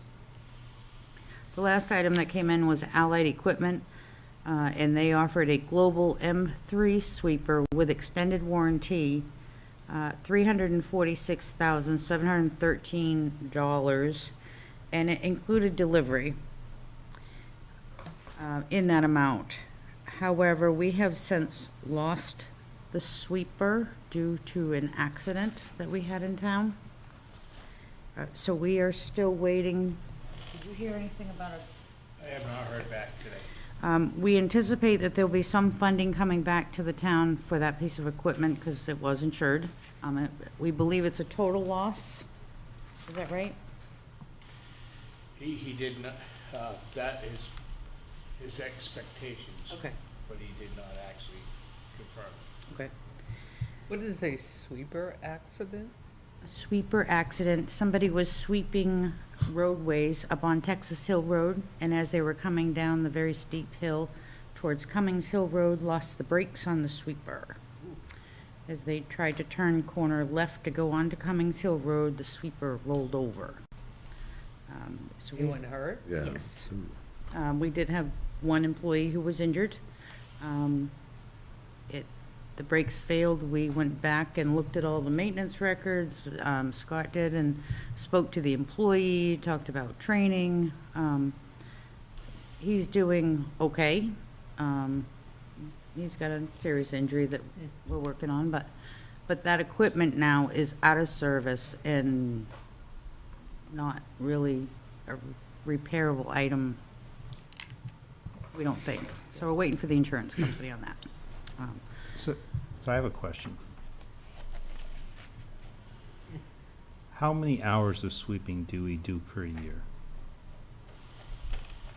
How many hours do you do per year, Joe, do you think? Well, during the spring month, we do like 2 weeks worth, which is 80 hours. just for the general cleanup. And then we sweep Main Street every Friday or Monday, take care of Main Street. And then we spend, Is that 8 hours, Joe, or would you say that's Half day. 5 to 7? for Main Street, Yeah. no, Once- so he'll come in early and sweep, and then, which is a couple hours, and then he'll spend, another 2 hours, so 2 hours on top of that, cleaning up around in town, and then he'll park it, and we'll go back to work with the rest of us. So is that like 4 hours on Fridays total? Yeah. And we come in and we do stuff for like graduation, and do stuff for the Christmas parade, and all your events, we sweep ahead of time. Can I ask a question, Zach? There's a lot of roads. Yeah. So, Joe, in looking at number 3 here, Avery Industrial Service, and I know there's other companies out there that provide this, and where we just had the conversation on roads and streets and sidewalks, and even if we spent $15,000 a year on sweeping, over an 8-year period, that would be $120,000. Could we reallocate this money that's already in the capital, that will be in the capital improvement plan towards roads and streets versus purchasing a sweeper and entering into a contract with a company that could be a competitive bid for sweeping our streets as you just outlined, with the hours needed and the locations needed? That's kind of where I was going. I was hoping that maybe there is a savings opportunity by just contracting that out. I think there could be, based on actually sitting down and having a company, putting out an RFP to a company, for a sweeping contract. I mean, I know that I checked with Woodstock today, I checked with Lincoln today, I checked with Ashland, I checked with Holderness. If they have any sweeping, they do, and I know we probably have more roads than Ashland and Holderness, but Lincoln and Woodstock seem pretty close to miles of road in areas like we have. They contract out their sweeping to Avery Industrial Service out of Woodstock and get a really good price. And I think last week, Joe, you contracted out to a company out of Belmont to do sweeping, is that correct? Steve took care of all that, but yeah, someone local, yes, Belmont, I believe.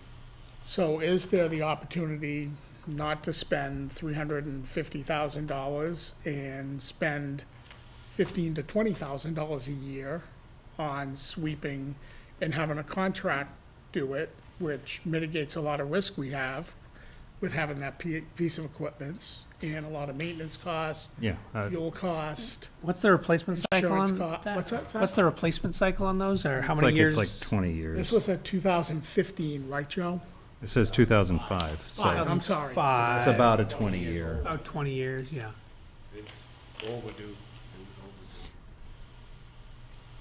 So Joe, what's your thought on what their discussion? I don't have, I just, you won't get the same service. You'll have to just work with, if you guys want something, we'll have to try to plan it and set it up for the dates that you want. The contract. We just spell it out. I mean, as opposed to paying $85,000 a year for 5 years. Yeah, I'm thinking that there's an opportunity here just to have somebody do it. Frees Joe's staff up. Well, the other thing is Joe's down on staff, and just like the recycling center, people aren't pounding down the door to come to work at the highway department. Yeah. I mean, he's down to he's down to himself, Steve, and 2 employees right now, because we have one out on workers' comp that hopefully will be back sooner than later, at least light duty, but it's just one more thing that staff has to deal with during that time when we're working on road projects. Yeah. I really like the idea of seriously looking at outsourcing it. 60 hours at $185 an hour.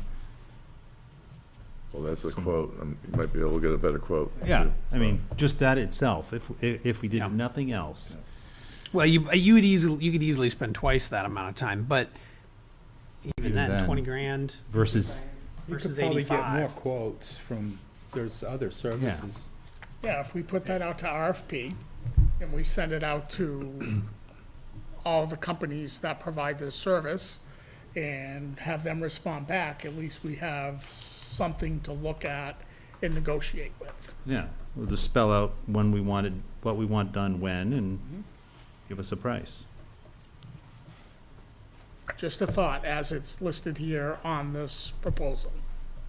So I do have a question on that. If you do that, we'll have to figure out some kind of a line item or figure out a pool of money that I can work with. You know, to provide that service. Yeah, the same way we do for, you clean out the catch basins every Yeah, year. it's the same kind of deal. Same sort of idea. We get that line item in your budget. And Yeah, we could add a line item to your operating budget, and that's where this appropriation would come from.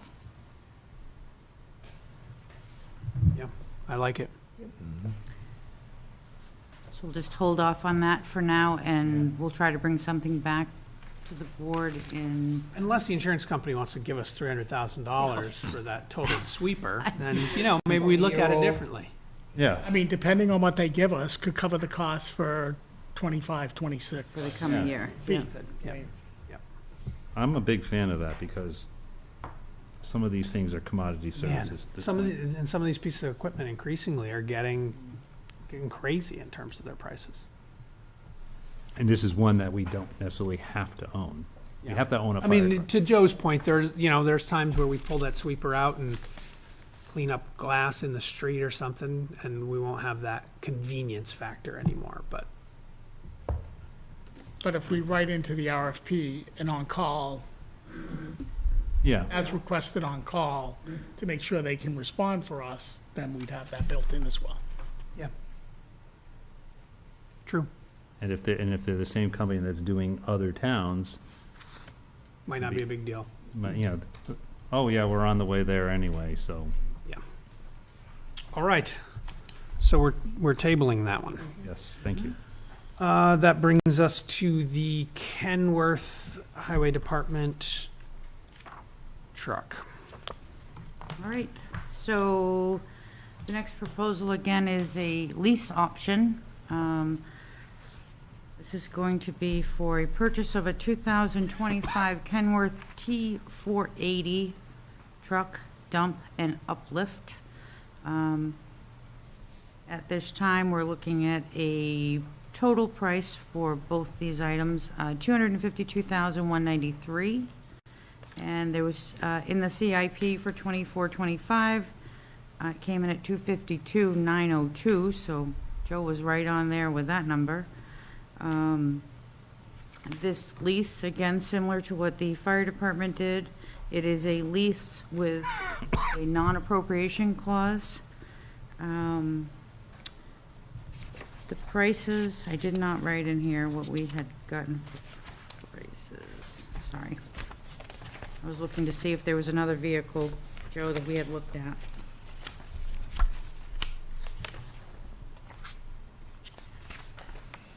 I don't see it. Joe had looked at other vehicles, but this vehicle comes through as state bid. So as one of the vehicles that state purchases and puts out for bid, this is one of the vehicles that the state recognizes under state bid. Am I correct, Joe, in saying that? Yeah. Yeah. The other item that we looked at was the finance rates. Franklin Savings Bank, again, is offering a 5.25, all the way up to Androscoggin Bank, 6.83, and First Governmental Leasing, 7.99. Well, I'm gonna say that first government I know. leasing is off the We're gonna go table. with the one, yeah. I know, it was quite a bit. So it does take 30 to 45 days sometimes to get these leases started. And it takes months to get the truck, few months, once we get everything ready to them. Yeah, you have to get the truck built, and then after you get the truck, then it goes to another department to outfit the hydraulics and the plow and the new body on When would we take delivery on this? We won't be, we'll be taking delivery probably December, October, Yeah. December, somewhere in there. Fall of this year? Yep. it. Correct. Does it come with a dump body? Yes. Is the dump body That's what- incorporate a sander? Yes. So you don't have to put a sander in the truck? So if town meeting states, Zach, that in 25, when we go to town meeting, they say, no, you're not keeping this lease, basically, the truck goes back to Franklin Savings. And there's no penalty to us if that occurs, even though we've used the truck for a year? Nope. Same with the fire truck. Right, but in the case of the fire truck, we're not taking delivery of it for such a long period of time that There's no penalty. that seems bizarre. We'll take it. We did that with the sidewalk plow one time, too. We did. Yep. They let us borrow that for a year and a half one time without paying the lease payment. Yeah. They wanted our business. And we just completed the fire truck lease agreement and paid that fire truck off last week. And Franklin Savings Bank was very accommodating in working through the process with Allegiant, the fire truck company, which we jumped through a lot of hoops, and Franklin Savings Bank came through with flying colors, and we executed that last week. So my recommendation would be Franklin Savings Bank, not only because they have the lowest interest rate, but because of the service they provided to us over the last 30 days. And then, I mean, I really think Joe and Steve did their homework on outfitting this truck so that it works best for the town of Plymouth and accommodates the roads that this truck will plow, whether it's dirt roads, hills, straight, whatever. They really did a lot of homework on the uplift of this truck and putting it together for the town of Plymouth. That's a heavy truck. This memo says the highway department does not plan to replace any vehicle. This isn't replacing an existing plow truck? No, we have in the past replaced them, but what's happening now is, if we trade this one in, there won't be like a backup truck in case it goes down, and we'll be short a truck. Okay, so we're adding to the fleet and holding, well, effectively, one of the ones it's replacing is gonna go into a, like, Up until this point, we've been replaced, we've been trading in, but now if we trade this one in, we won't have a backup truck if things go bad for us during the winter. So I would just want to make sure that this backup truck doesn't wind up on the CIP through some backdoor mechanism. right? It's something that is. From this point forward, we'll always get rid of a vehicle when we buy a new dump truck. We'll always have a backup vehicle, but we'll always, after this purchase, dispose of one vehicle from the dump truck class. Yeah, as long as the backup vehicle doesn't show up on the CIP as, oh, we got this 20-year-old truck we need to replace. Right. Yeah, I think it's a good idea to have the redundance, especially when you're snow plowing. Yeah. No argument. So, we ready for the motion? I am. Okay, I'll make a motion to authorize the town to enter a lease agreement with Franklin Savings Bank with the understanding that the first payment will not be due until after July of 2025, and authorize Scott Whedon as the signing agent on the lease agreement as well as the purchase and sales quote attached. Second. Any discussion? All those in favor? Aye. Any opposed? And what do you want us to sign on this one? So there's also, Are we signing the purchase? so I need a motion now to approve the purchase orders that are before you. There's two of them, right? Yep, any Kenworth, $141,293, Okay. and HP Fairfield for $110,900. This was the no. You had to get the money for the lease first, and then we approved Yep. the purchases. Page of those on. That's a lot of money. Here you go. Just one. Give anything away, Neil, The right? other ones are I completely know. separate. Oh, completely separate? Okay.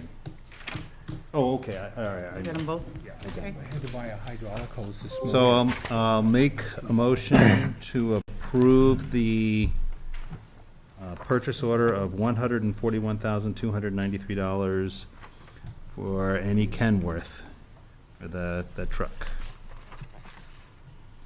Second. Any discussion? All those in favor? Aye. Any opposed? And I'll follow that with a motion to approve the purchase order to do the uplift on that vehicle with HP Fairfield for the sum of $110,900. A second. Any discussion? All those in favor? Aye.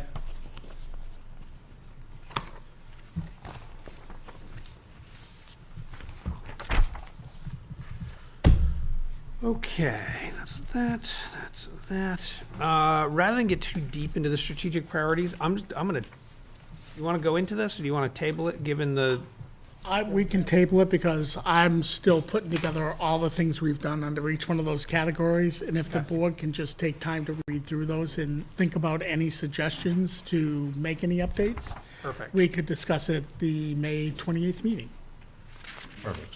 yes. if that works. I think that's perfect, yeah. I think it's Okay. perfect. Homework assignment, everybody. Yep.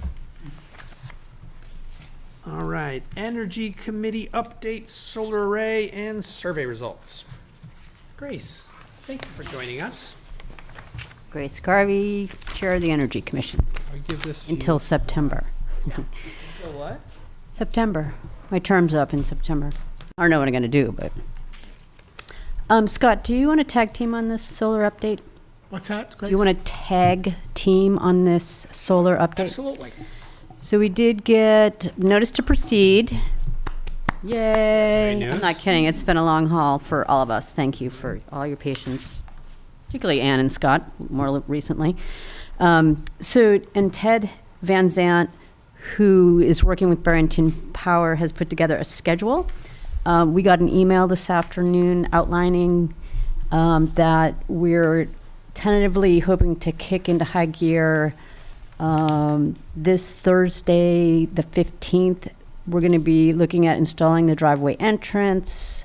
Next week, the surveyor will come, will mark the four corners of the fencing and then the solar array. First week in June, and possibly the week before, we'll start installing posts for the solar array structure.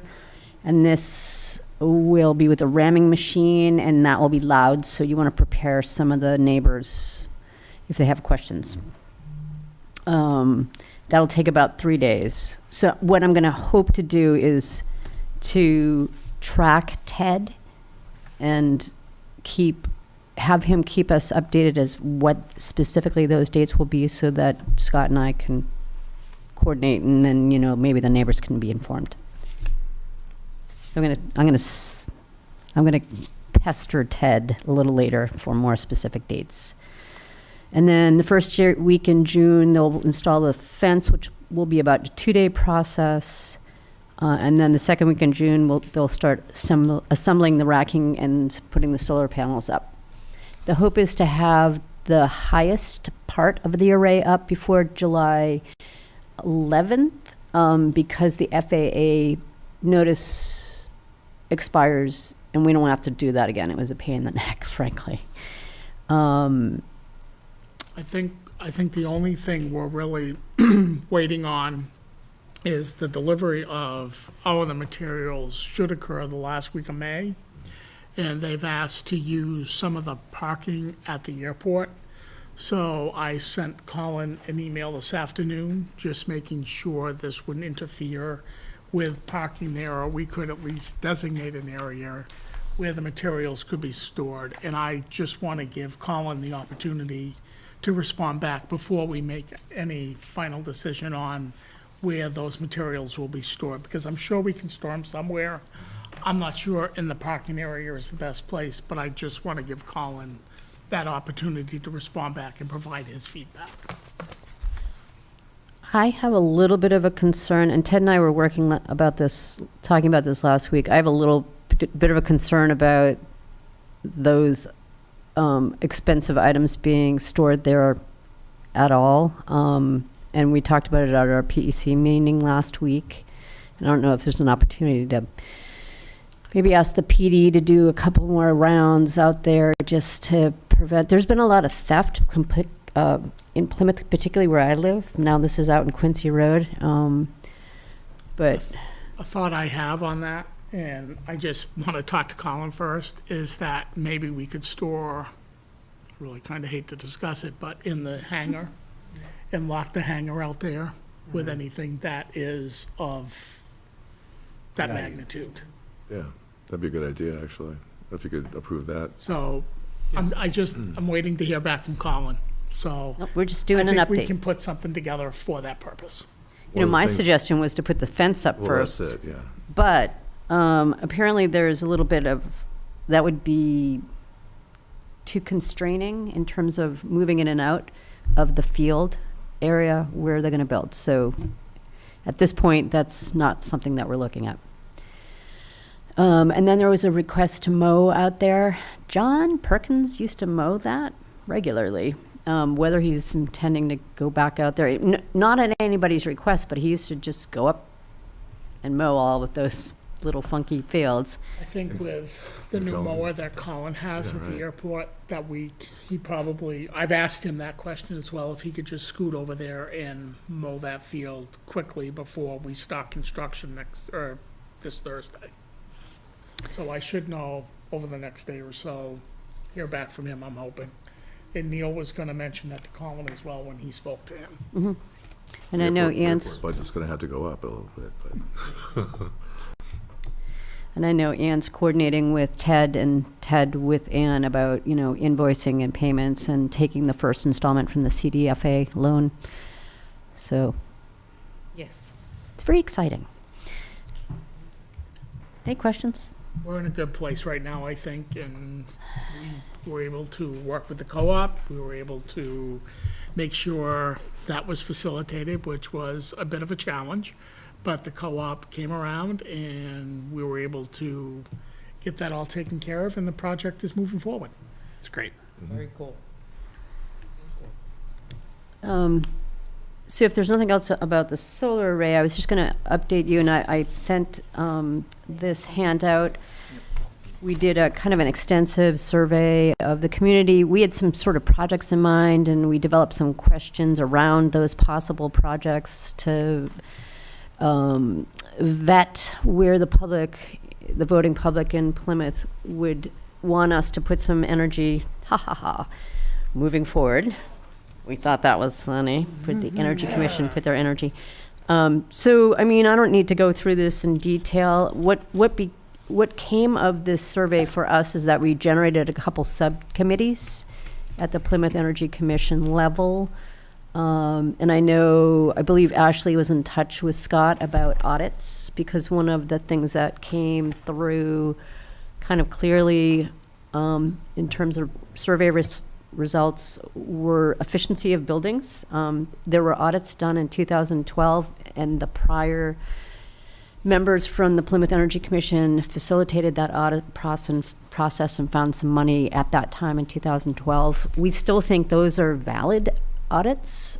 Some buildings were actually upgraded, like the police department. They took a lot of the suggestions that were in the police department audit, and they actually implemented those since 2012. I know the town has done some stuff in this building. A lot of the buildings have had LED updating. But we're going to look at those and just coordinate with you, obviously, because we don't move forward with any projects without running it by the select board, obviously. I mean, the things that we have going on now, Jesse has undertaken a task of upgrading all of our light bulbs to LED lighting, as well as we have the HVAC That's right.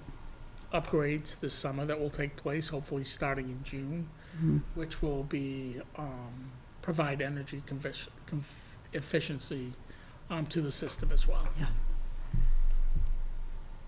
So if you ever have any questions about this survey, I hope you look it over a little bit. You can always maybe shoot us emails and ask us questions, and we'll try and answer them.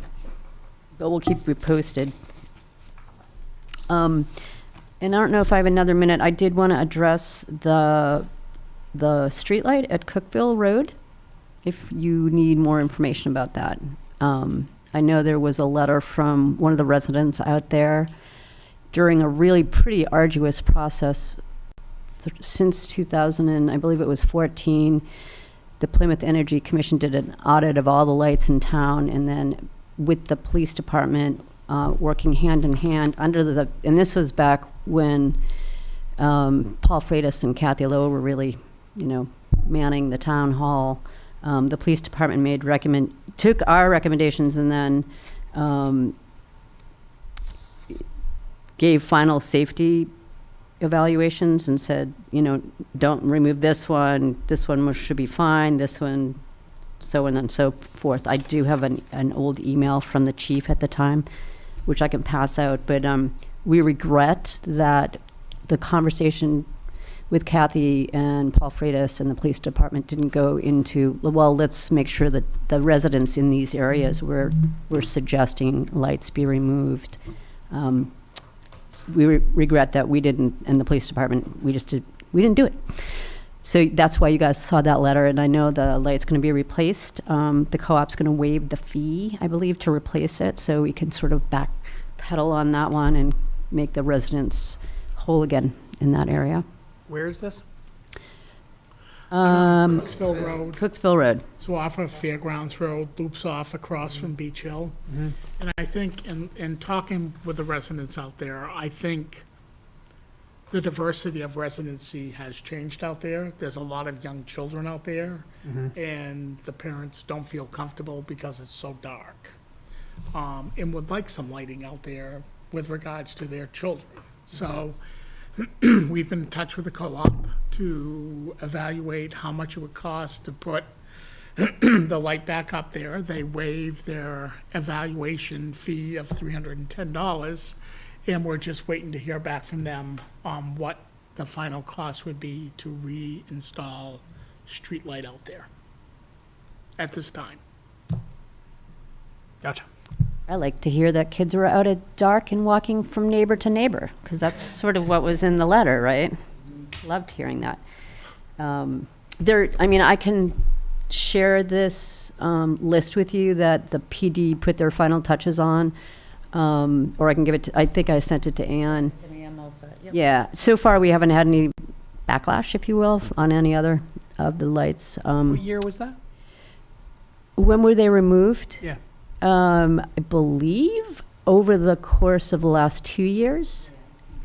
Okay. And also at the same time, You just mentioned Paul Friedis and Kathy Lowe, so I was like, that. There was does like this- several different projects. Did you this know, start Correct. in like phases. 2019 or Maybe 2018? maybe like 2018 or something like that. The inventory started in 2014, well before me, and well before my husband, It who was was on the phased. PUC too. Gotcha. So they're just getting to taking some of these Right. recommendations and implementing them. Right, but most of the conversation happened back in the Paul Freitas, Kathy Lowe days. I'm not saying that they're responsible. I'm just saying like all of those conversations happened. We did come to the select board a couple times, and really what everyone said is work with the PD and make sure things are going to be safe. And we did the best we could. So I think we're all set there, and we're happy to shovel out some money if you want, out of our budget.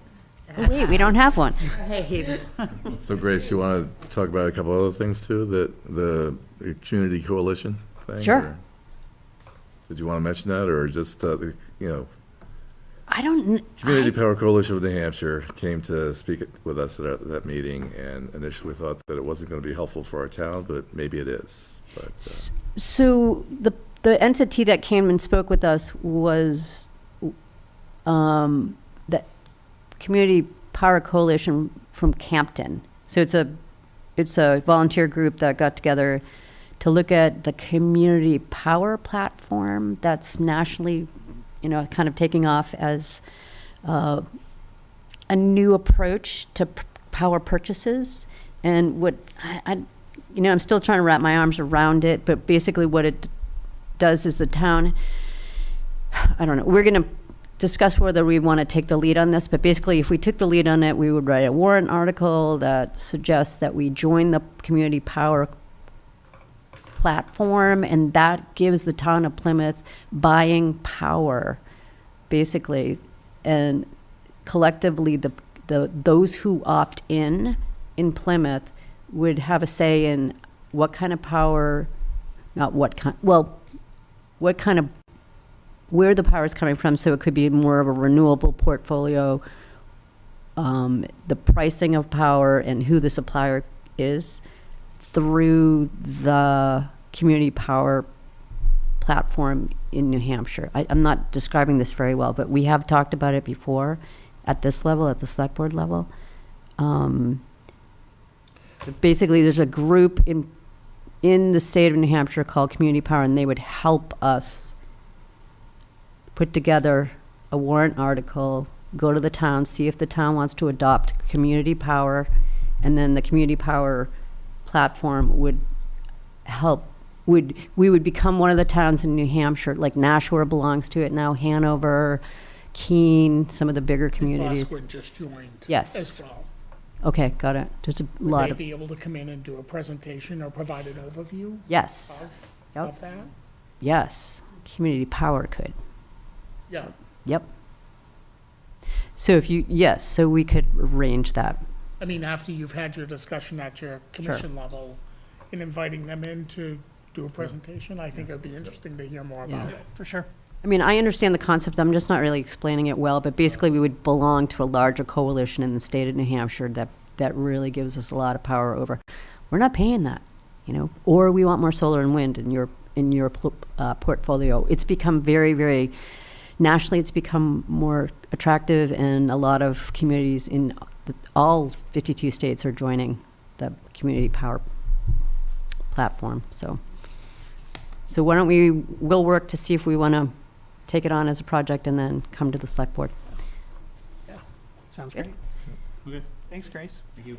Thank you, Grace. All right. Back to BICO. We talked about this last time we met. Yep. So I had a conversation with Harry Blackie on Monday, and they're scheduled to be back in front of the planning board this Thursday for a continuation of their hearing. They have a petition with 100% of the homeowners out there asking that the sidewalks be deleted from the development. I can tell you that they've done surveillance 24/7 for the last 2 weeks, I think, that he'll provide the footage of, and nobody uses the sidewalks. I can tell you all winter long, because this has been lurking in the background of the road acceptance, is those sidewalks were not plowed any one storm throughout the winter. And nobody walks on those sidewalks. When I've talked to Lisa Ash, who lives out there, as well as a couple other residents, the sidewalks just are not suitable for walking on. And they don't run the entire length of Crescent Street. There is no outlet onto Fairgrounds Road. There is no outlet beyond where Blackie's own, and it encompasses 7 homes out of all of the homes that are out there. My recommendation, They're walking on the street? they walk on the street because the Instead of street the is sidewalk. plenty wide enough and it's very well lit to walk on even in the early evening and at night. And it's not a lot of traffic anyway. There's not a lot of traffic. I just would hate to see the town take over the road to include the sidewalks at an added expense to the town. And I think the other part of it is if we said, and I've had conversations with Attorney Radigan, is if we just took the road, what does that mean? What that means is that BICO would have to do boundary line adjustments for each one of those properties to get them out to the road now, because right now it ends at the sidewalk. I believe Dale and Harry are willing to pull those sidewalks out of there if the planning board agrees to allow them to change the site plan for the subdivision that they had out there. But I think with the residents out there not wanting the sidewalks, the residents are comfortable walking on the roadway. There's very limited traffic out there. The roadway is plenty wide enough to accommodate pedestrian traffic. And we as the town do not have a piece of equipment that could effectively plow those sidewalks where they're so narrow. And they don't meet ADA accessibility where the ramps come down into the driveway based on the percentage of grade. So I think Harry and Dale would like to have the sidewalks removed, and then we could move forward with road acceptance, giving us the road plus the extended right-of-way for the center of road at 20 feet. I just hate us to have an added expense if we take on that road of maintaining sidewalks that lead to nowhere and don't meet the current standard of what we would require for the width of a sidewalk in the town of Plymouth of 5 feet. Do you really need to do lot line adjustments for this? I'm sorry, what's that? Do you really need to do lot line adjustments for the removal of the They would sidewalk? need to do boundary line adjustments for each one of those properties to Those bring. sidewalks are in our owned property, and we would be responsible for Do we maintaining own it. any of the property along the 15 feet along to the right and left of the road? No, I mean, Is it at least in setback, or- talking with John Radigan, he would not recommend just taking the roadway because it's a hardship on Blackies for going through the boundary line adjustment for each property. And talking to Harry about that, they would drop everything and not do it. No, we're talking about, so what are we going to do there? There's 7 houses that have a sidewalk in front of it? Basically, 7 down that eastern side of Crescent Street from Fairgrounds Road in. And like I said, they have a homeowners association.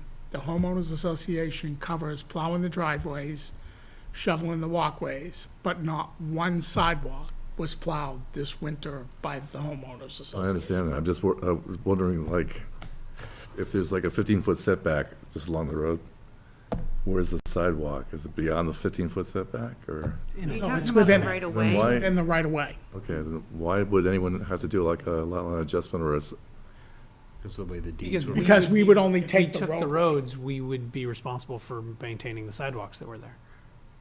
okay, all right. So it's either we accept maintaining 4-foot wide sidewalks or 3 Dig it up. 3 foot. 3-foot wide. It says 4-foot, doesn't it? And they're hoping Says that, 4. I think, Neil, correct me if I'm wrong, they're hoping that the planning board will let them make an adjustment To to remove. their subdivision to eliminate sidewalks in that development. Well, the planning board really wanted to hear from the select board on Yeah. this issue. Now, am I understanding correctly that the issue is really the width of the sidewalks? Correct. Should we maybe make a request back to the planning board that they require wider sidewalks when approving plans in the future? I believe so. They should meet ADA. Because if, Shouldn't they already be doing that? Yeah, Would think, I right? would imagine they're doing that, yeah. Like well, with- imagining is one thing. It feels No, like like we should. with, the subdivision that, happened on Riverside Landing there. That's all the sidewalks were, I'm sure, at code. More than imagining, I'm sure. How come it only went to 7 houses? That's all they've installed to this point. Oh, Oh, they're so they were still going to. installing. They're still putting houses up. Okay. I believe so, but I don't know that. The only sidewalk that's there is out off by itself, and there are a lot of other houses that don't have a sidewalk. So if it's an island sidewalk, do we have an opposition for them to removing it so that eventually, when we accept the road, There's no sidewalk to worry about. yeah. Will we see an I increase agree. in residents though? Oh, yes. sorry, the what's that? Will we see density. an increase in residents there? Oh, yeah, there's a whole other Winterberry,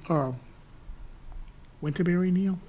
I got the. The, map. does in the other turn- little cul-de-sac that You're gonna goes out get- there. You are going to get more Density is traffic, and going to people might increase. become less comfortable Right. walking in the roads. Yeah, But the people But how many, are I don't know mostly how many retired. this, I don't know. It's what a is, 55-plus community, so Oh. you're not going to see children that much.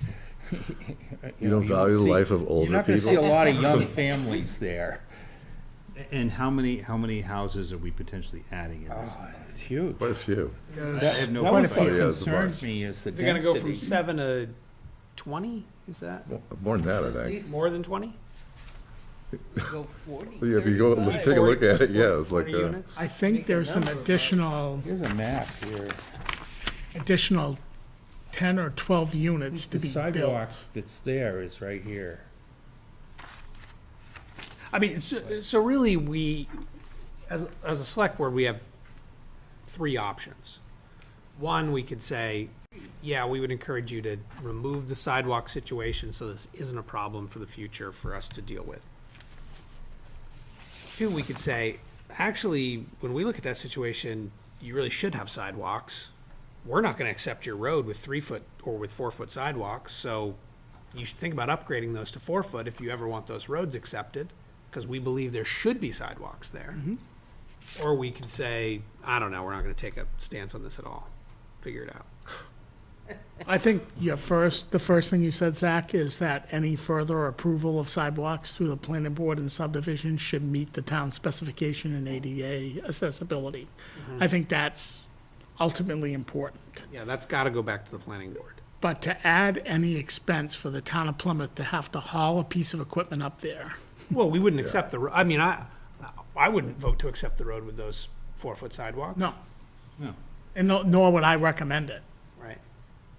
But we could say, we think sidewalks are important for residential developments like this. You're gonna add 30 more units, and you should have sidewalks. Even if they're not using them now, they might. And even if the traffic's not a big deal now, It might be. it might be when you 4 or 5x your cars.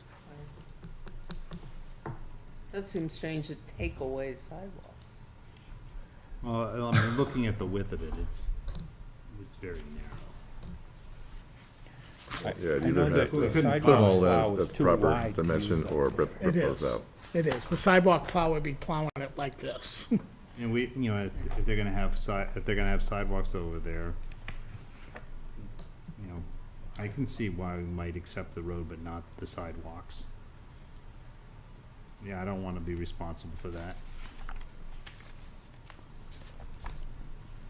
And I don't want to see any undue hardship on the part of the town of adding expense to the town's acceptance of that and trying to maintain those when Right.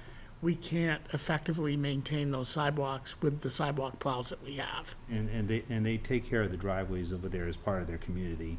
They do. And ADA compliance in an over 55 community is gonna be Seems- pretty important. Right. Seems important. Has Joseph come out with a recommendation, or? The road is ready to be accepted. There is some minor things that have to be done to the I mean, road. Joseph, the planner, you know? Joseph would be in favor of making an adjustment to the subdivision for the sidewalks in that development. To remove them. Oh, okay. I didn't quite understand that, but, Yeah, I'm sorry. all right. I was like, I wasn't really sure either. And I mean, Joseph and I have talked with, I mean, we've been out there several times to meet with Harry Blackie and Dale Blackie and Mike Vignali on doing the engineering study of the road. And the road is in great shape. There's nothing that has to be done to the road. The holdup is the sidewalk. Okay. I'd- Remove the Yeah, sidewalk. get rid of them. We approved a storage unit complex out there. Off of Page Street. Yeah, I'm looking for it. I guess this thing's getting It's not bigger. on that. Yeah, it's I getting don't bigger believe. all the time. So is the consensus, I don't think the consensus is there yet, I but don't think anybody No, made a I- motion or, Well, I guess under the circumstances, we should you know, the sidewalk doesn't meet ADA requirements, and it's not in their approval. So I would think that it would be okay to, since they all seem to be unanimous in their homeowners, That's what I've been Decision. told. I haven't seen you it. haven't seen it? But it's supposed to be presented Thursday night at the planning board Maybe meeting. we should wait to throw it back at them, you know? unanimous, though, that's Yes. prior to the build-out. You know, the people that are approving it are just scratching the surface of this, but. yeah. The first And I 7 think the people are other- gonna decide there will be no sidewalks for the additional 30 to come. Yeah, And I think one other thing Taking out the sidewalks. they're thinking See, of it is wasn't that consensus. if they have to rebuild the sidewalks to get the town to take the road, there's an added fee that's gonna be attached to the homeowners association fee moving down the road, right? Right. Could be, yeah. They're already paying a lot. So for any other new development that we do in town, do we require sidewalks? They're ADA approved. No, the question is, do we today? Do we Well- today? So if somebody was doing this, let's just take that piece of property that's out behind my house. If somebody decided that they were gonna build a division in there, would we, let's say there was gonna be 20 houses, would we require sidewalks or not?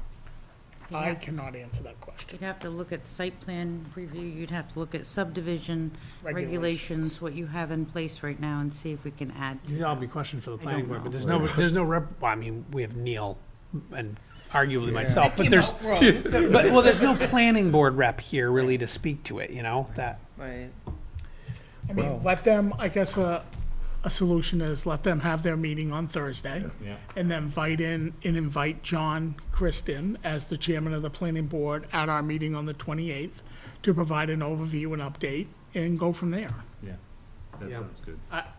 I hate to jump to anything without seeing the whole package. Maybe too, if Joseph can like write something up. Sure. Yeah. He can do it, whatever the notice of decision or that comes out of it. Yeah, or his research or knowledge or whatever, you know, Yeah.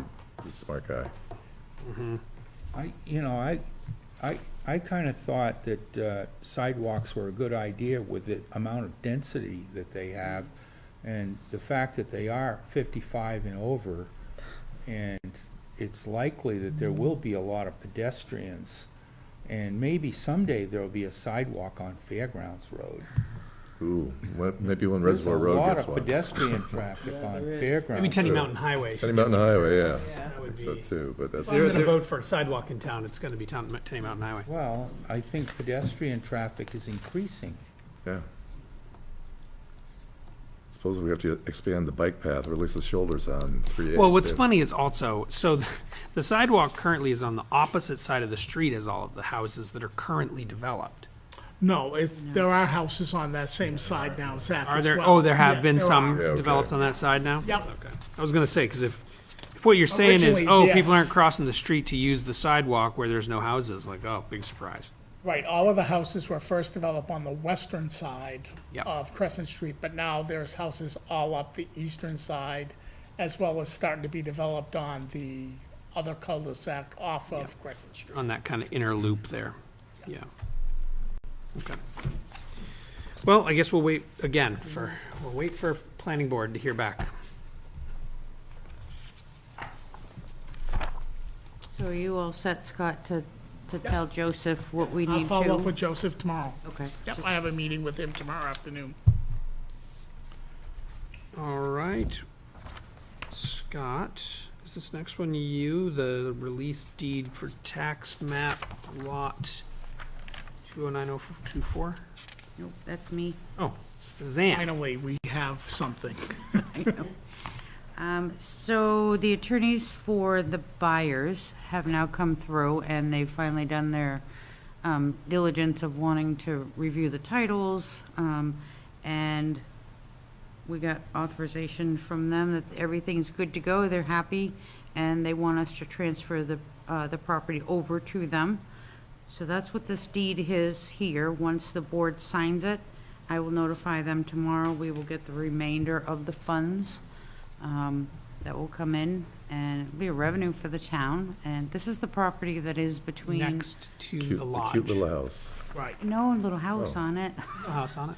I thought it was like the one on Fairgrounds or something like that, so which one? We already was got rid of that one. it? Oh, Yeah, this is This is the next property- to Oh, so it's the lodge. name. It's a ledge. Between the lodge. Between the and lodge and the PD. police station. Oh, right, right. okay, So that's the right. lodge is already Right. using it, Yeah. so they It's might like- as yes, well it- pay for it. and Like an we'll- acre and a half or something like that, or, Yeah. gotcha, Basically, we're getting it back on the tax roll. yeah. Yes. Absolutely. We'll take that. So I'll make a motion to approve the release of deed for tax map lot 209-024. Second. Any discussion? And All those in one of favor? you, Aye. Aye. here, we'll use this as the original one. We got 2 out of 5. Aye. 3 out of 5. Aye. Any Low. opposed? You got 4 out of 5 and 1 abstention because Ted never spoke No, up. I did say aye. He signed, okay. so I we'll said aye early on. take it All as a right. yes. Signature counts, I guess, so. What is this one that we're signing? That's the original. Yeah, that's the Oh, one I didn't Ann know if passed. she had put the Never mind. original in there. Oh, never I mind. have an original. Okay. I guess we're jumping the I gun. guess so. Multiple originals. All right. So that's that. Intersection at Smith Bridge Road and Tenny Mountain Highway. Neil McIver, do you have a draft letter for us to You review? should have in your packet. Hey, we have it. Oh, Right yeah, here. it's there. Ted put it together after I gave him all my notes. Drove by there yesterday or Saturday. Saturday there was an accident there. Yes, there was an accident. Is he okay? I didn't hear the disposition. Yeah, there was definitely 2 vehicles totaled. I didn't hit It's one a vehicle wonder. went square into the side of the other one. Yeah. Oh. Grace, please. You know, I noticed this on the agenda, so I stayed for a minute. I took a left off of Highland Street, went past the Market Basket, past the gas station. This was about 3 weeks ago. Doing the speed limit, not remembering what it is out there because that's what I do. And this person, like from me in my car going 35, maybe 40. It's the speed limit. 35 then. So going the speed Thank you. limit. 35, you were going to 35. To this wall, coming up on Smith Bridge Road, woman came to get onto Tenney, never stopped. Flew through the stop sign. My rubber tracks are out there. I laid rubber and managed to pull into Smith Bridge. It was awful. That is a terrible intersection. And those are the ones that don't show up in any of the statistics, all of these close Correct. call, I really wish someone had nightmarish seen. scenarios. I was so shaken up. I couldn't even get her license plate, and I'm looking around to see if something has got to get done there. Thank you for initiating a letter. I saw one myself this weekend where someone was heading east. They didn't realize exactly where they were supposed to turn in. So they late started to turn into Smith Bridge Road, where the person behind them was already over in that Suicide lane. suicide lane, and they basically cut right in front of them. Luckily, the person behind them saw it and had time to react. So it is an accident waiting to happen again. This came up at the Lakes Region Planning Commission Executive Committee meeting, that basically you have to wait for a death. And it's common, knowledge for all the people at the table that DOT, has to have a death. Which I would say the one thing I would criticize this letter on is I think we should have been clear about that. That it's unacceptable to this community to wait for someone to die at this intersection before the state takes action. And I would make that firm statement here because it is unacceptable. Oh, can we add that at the bottom as So yeah, right before the I thing. mean, effectively, call them out on that garbage perspective. Fortunately, too, though, now that this is already going into 2032 for engineering and 2034 for construction, it's, even if we have that death, unless you kind of like hasten the money coming out, and or a change in administration in Concord? that's, The reality is, if they really cared, there are things you could do with that intersection that wouldn't require a $1 million investment. Yeah, you could There's put up a lots light. of Here in the letter. short-term solutions. There's, How about lights? they've started to deploy in some areas these, like speed bumps. The little speed bumps you lay down. They now make a traffic circle out of those materials. You change the striping, you lay down these things, you've got a traffic circle. It doesn't actually require any physical road construction. They just drop it in place, it bolts into the pavement, and you're done. If they cared, there are paths that they could do it that would be relatively inexpensive and wouldn't require a major infrastructure investment. we talked about those What in the we past, too. need is to get our state reps, our state senator, our governor's counselor, and the We need to get them on governor. Smith Bridge Road and ask them We to need take a left. We need to get them on trip. board. Yeah, you know, field trip. on- Go putting take it left. as a Saturday. high priority in And on a Concord. weekend. On a weekend, yeah. There's also been a petition created regarding the proposed hotel on Smith Bridge. Well, it's just gonna exacerbate that Right, problem. Yeah, right. exactly. Well, it's a 93 suite, 3-story hotel, Right. and it's going to increase the traffic flow by something up in the neighborhood of 500 cars a day, from what I've been told. Which would be lovely. I would love to see a hotel there if the intersection was fixed. because it is a permitted use in that area. It's an And we would agricultural love another hotel in this can do town. We anything. would love it to help support the Tenny Mountain expansion. We would love the tax money and the room and meal tax money that comes back to this community. A hotel's a great thing for us, but right there, We're gonna put a postscript here? terrible. I can amend that into the document and send it. Cool. Otherwise, I think this So is I great. move that we got a lot of send facts. this letter Do you with want a to postscript. add to that, Ted, and circulate it? And once Yeah. we get it back from you I'll saying, send it to you okay, and allow you to send it to the group so that it won't be a meeting. okay. So when are we gonna get it to our state reps and our senators and 28th? our people in Concord? We can CC all of those individuals on this letter and mail it to all of them, Yeah, as well Okay. as email it to them. yeah, I think that's a good idea. So Thanks, once I have Bye, a Grace. final back, we can facilitate that to have it happen. Yep, that's doable. I have notes to myself. So that all approved, huh? I have notes to myself. I'll edit it in tonight if I get a chance. All right. Great. Thank you guys both for the legwork on that. I have two other things, Zach, if we can. Yeah, let's real do it quick. before we go to signature file review. The first thing is the New Hampshire Realtors Association, most specifically Tara and Richard Gowan. They have selected Plymouth as a possible location for a dog park.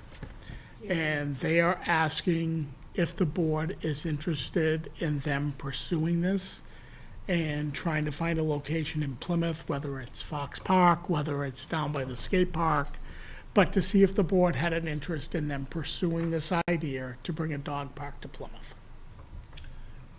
Is this part of, you said initially it was like the Realtor Association? Or they have The money for Realtors it? Association would pay for all the fencing, the installation, for the town of Plymouth to have this done if the board has interest in it. I've always had an interest, actually. I know that Colin has a kind of a problem with people bringing their dogs out to the airport, which seems like a nice place for your dog, but they're incompatible with airplanes. It's extremely dangerous to have dogs around airplanes. I think there is some space at Fox Park that something could be done up there. I'm not so sure about the skate park with the redesign of the road coming in and some of the plans that, for a gazebo down there and a pavilion, but I think we could, if the board is in agreement, I'm willing to work with Tara and Richard Gowan to see what else can be looked at and done. Yeah. So would we be looking at town-owned property? for Yes. that? Okay. Yep. And they would bear all of the expense for the construction of it. And then the upkeep would maybe come back to the town. That's why I'm thinking at Fox Park, it'd be pretty easy upkeep, because Parks Department is already there. Yeah, taking it's already care of there. it, If there's space for it. Yeah, and we would just carve off some place that's not currently Which in if you use. come into the parking lot, my initial thought is if you come into the parking lot off of Pine Gate Village, Yeah, at the end of that parking lot on the right-hand side, you'll see a chain. There's another field up in there. That all could kind of be like where the trimmed- bike trails go up in. Yeah. Yeah. That could all be trimmed back, and in that field up there, you could have a nice dog park. Yeah, Laconia supposedly has a nice dog park if you're looking for something to But compare. just if we can get a consensus, and I'll continue to work I'm with in- them and I'm in report support back. of it. Yep. support. Have you talked with Lisa, Parks and Rec? Anybody there for? I haven't yet. I wanted to bring it here first, Yep, sounds good. but I will follow up on that. And then the second thing is I've sent a couple emails to you with regards to a proposal that was sent to us from Monty Mitchell with regards to the town common and the gazebo in the town common. And the request was for the month of June, instead of having a flag, because the flags have been stolen in the past, is to paint the steps of the gazebo with pride colors. And I told her that I would communicate with the board, bring it to the board, and I I also told her that I'd be speaking with Robert, because I know Robert's been working with the beautification committee to get the maintenance done prior to activities starting to take place in the spring. So I know Joyce Weston was eager to get hostas planted around the gazebo, so Robert's got some painting that's gonna take place over the next couple of weeks, but the big thing is they're building the new stairs at the Park and Rec shop so that they can come down, remove those, and put the new ones in place. The hope is to have it done by this weekend, so the historical celebration that's taking place on Saturday, and then we have 2 events in June. Recreation Department has a magician coming in to do 2 shows on the town common. So that's the construction that's planned, and what Robert has in his planning with, especially with the new gentleman that's working there, is a carpenter and has started building those steps. So I bring that to you to see if we want to continue to have them put a flag there. We do have some means that I won't discuss here on making sure that we have surveillance in the common area, that if that flag was stolen, we would know, we would have a description and know who took it. But it's obviously a board decision on how you would like me to respond back. So tell me about this painting the steps. Would they paint the steps and then Yeah. have to come through and paint it again? They would They'd paint the paint it back. steps. They'd paint it and then they'd paint it back. Yeah. They would do this yearly? Well, the concern I have is that we're setting a precedence on if other groups want to come in and do the same thing. Whereas when that was gifted to the community back in the 60s, it was supposed to be non-political. It was supposed to be a place that the town could celebrate events. We've changed that a little bit, and we allow for the different flags that represent the different sections of town in the community. And I think we've accepted that, the town's accepted it, and I would say we move forward with that and not get into something that is more than that purpose. Yeah, I wouldn't really want to see the steps painted on a regular basis with different things, but a flag is fine. Is that something that you? We should have cameras. Cameras don't cost much, really. We have means of doing surveillance now. There are cameras that you can place, and they get on a cellular type network, and Which we have now. Without going into too much detail. You gotta think of putting one out in the airport too. Just when we get delivery of We that have stuff. one right now. Colin But- has cameras. He does? Oh, shh. That's how he caught some of the drug dealers. Oh, well, okay. So I guess I'm looking for consensus of the board on how you would like me to respond back to Monty with regards to this. I would say we stick with the flag and assure Mondi that we have protections in place for that flag. And I have spoken with Alex and Nate to get that taken care of. you know, that seems reasonable to me. Yeah. Sounds good. Okay? As long as people realize protections is not perfect. Thanks. No. Not perfect. But as long as we take it seriously, I think that everybody will be happy about that. Personally, it's much appreciated. Very frustrating last year. The flag got stolen every night, Oh, yeah? every night. I ran out of flags and flagpoles. But anyway,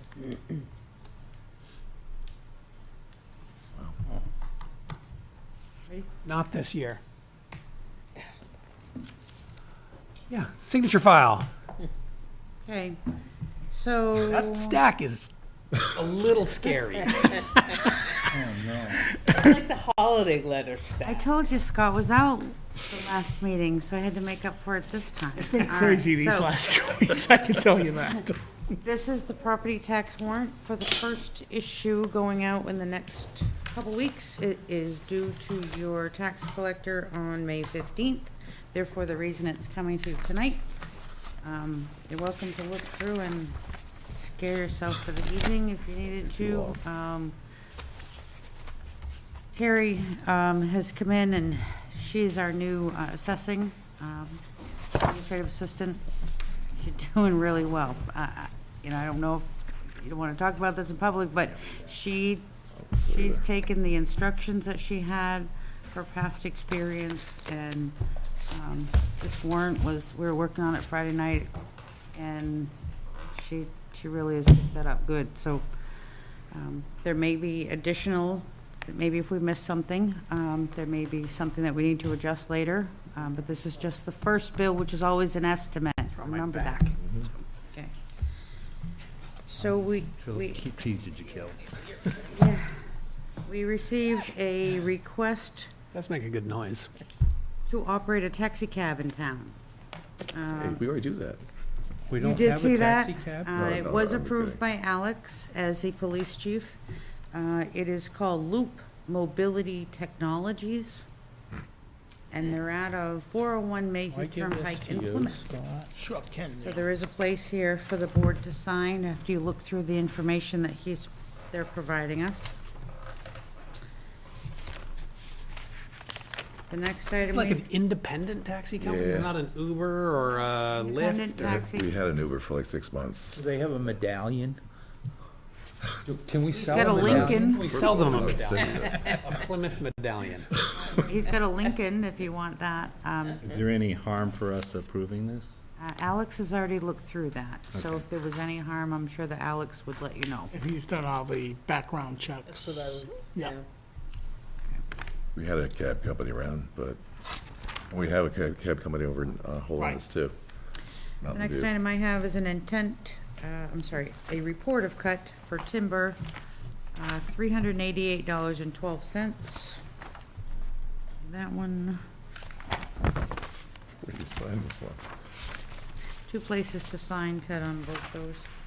And then I have It's okay. 2 more report of cuts. Both have a 0 value because they didn't cut this year, even though they did put their intents in.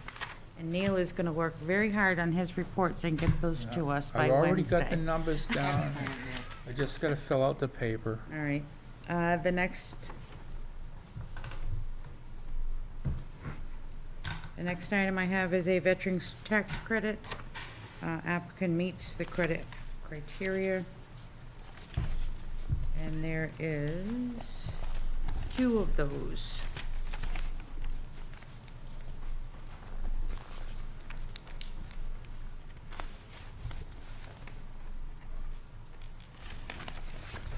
He is stamped. That's it, right?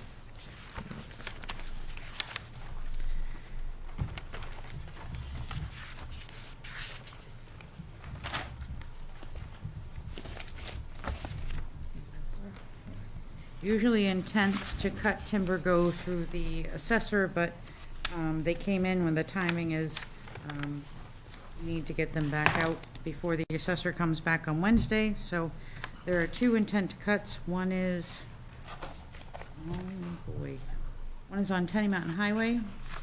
It's a 100-acre lot and about 1.5 acres to be cut. The other one is on Scenic View Drive. And it's one of those cuts from last year that did not happen, so he's trying to do it this year. And that's on Scenic View Drive.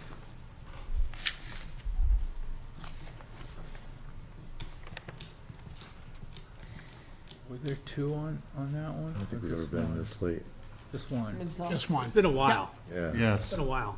It's- we're Since not you've done had yet. something to sign? No, Okay. since we've had a meeting go this late. Yes. All right, I'll hurry. The next item is a prorated assessment for damaged building. This is property at 15 Mott's Place that actually had Moit's, sorry.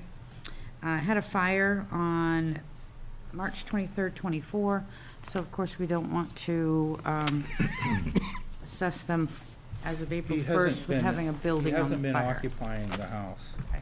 They've been working on repairs. The last item I have is that the board offered in 2023 certain qualifying individuals who paid their taxes, the interest to be waived as of April 1st, I believe. The amount of interest that you are waiving on these properties, and there's 6 properties, $163.21. And we had discussed that at a previous select board meeting. Yes. Yep, yep.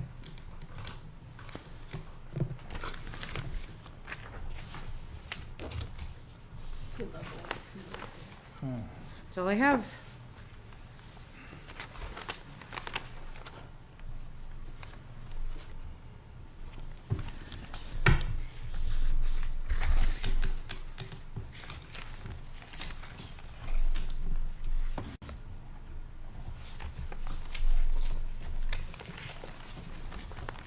Ed, I notice your name, the last name's getting a little shorter every time you sign. Yeah. And you're not kidding. It's like it's going like it's a walk. Yeah.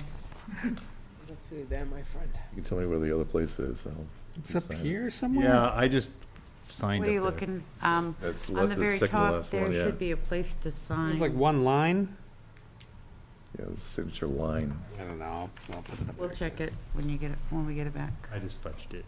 More signatures seems fine. If you don't have enough. Thank you. I can't keep up with you. Yeah, I know. Oh, geez, I'm over the place. The last one? I don't have any more. Perfect.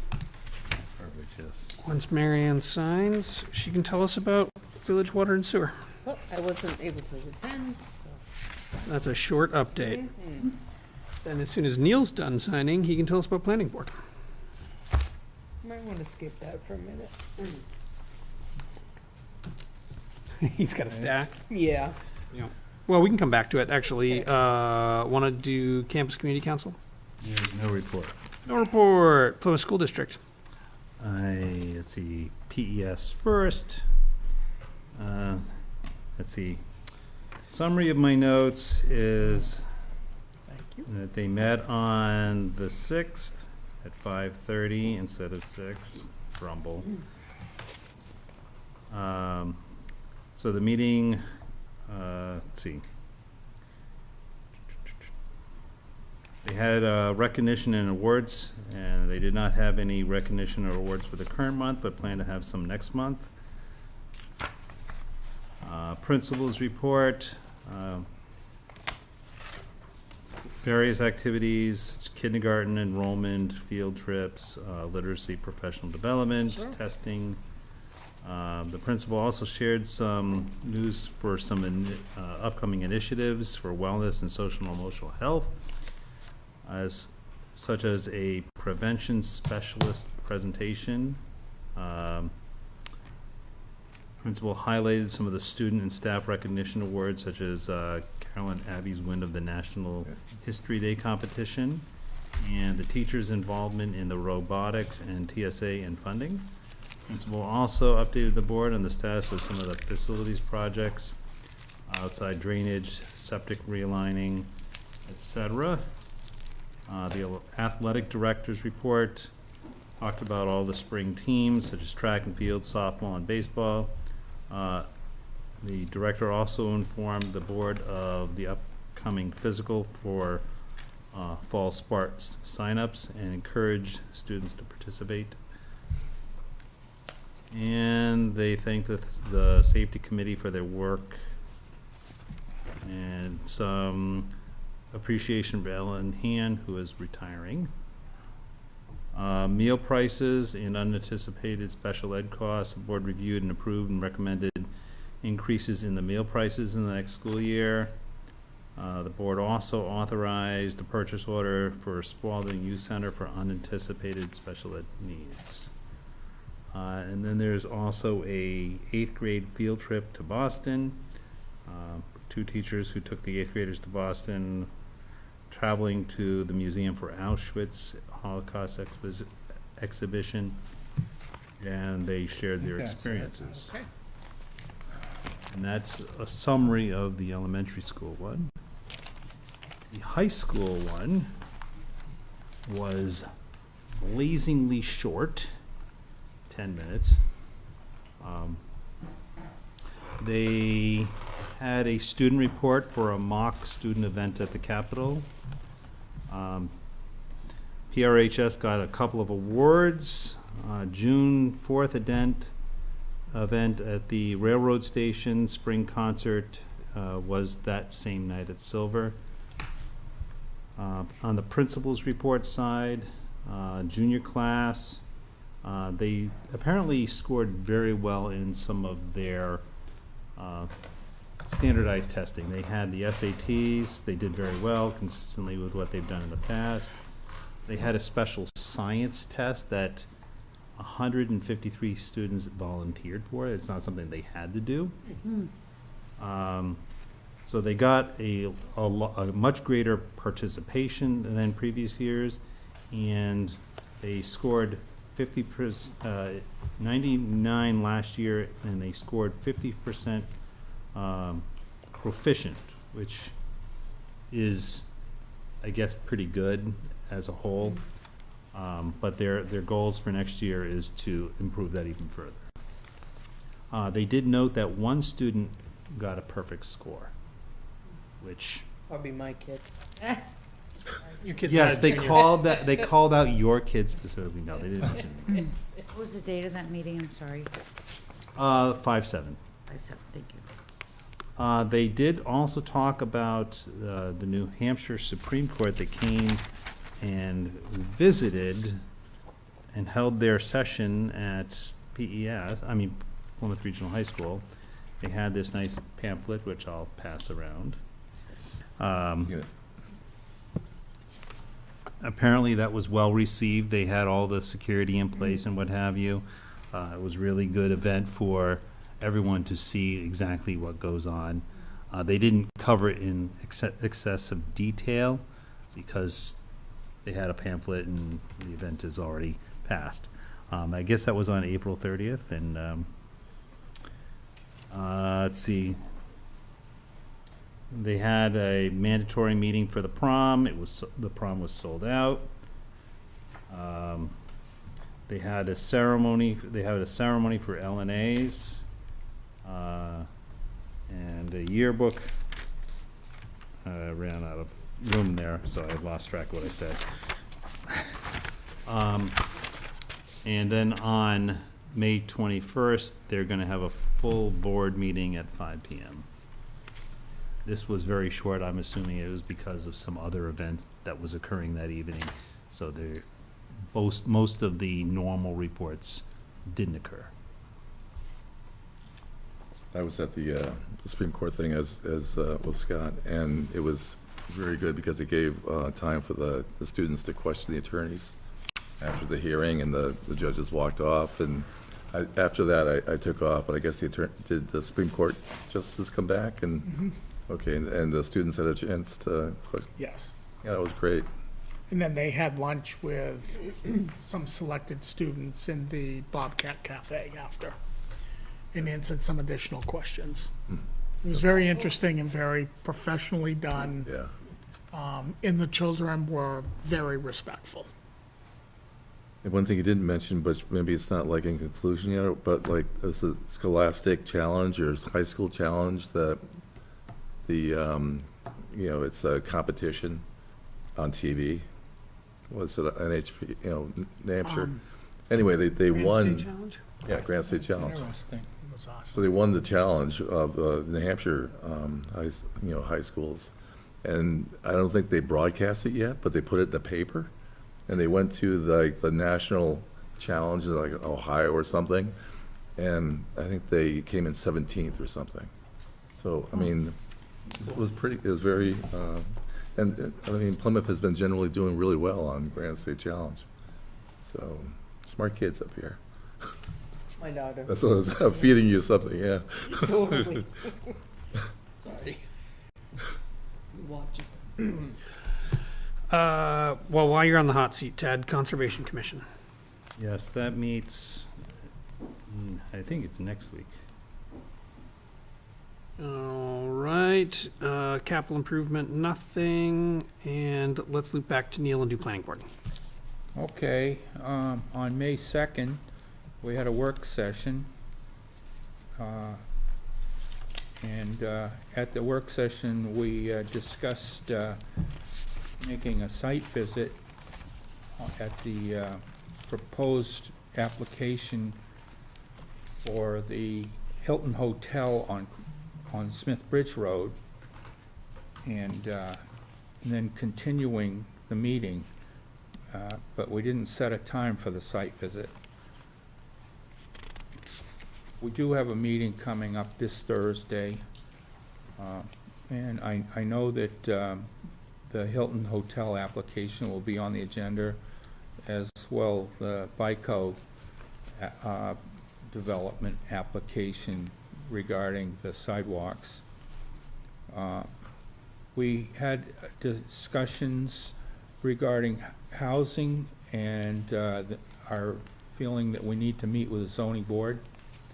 And we had discussions regarding the environmentally sensitive zone, and we are seeking input from the Conservation Commission on that subject. And also discussing innovative land use guide regarding riparian buffers. You know, the Pemmy River and the Baker River. Especially. On Monday, June 3rd, we're going to have a community meeting at the Plymouth High School, Regional High School Bobcat Cafe. And among the subjects we're going to discuss are the cluster project update, which involves the university, and the master plan update. And then it was announced that last Thursday, the New Hampshire Office of Planning and Development was hosting an online conference, and you could use Lamson Library facilities to attend that online conference. There was a continued discussion regarding amendments to the Plymouth subdivision developments pertaining to standards and requirements for open space and residential developments.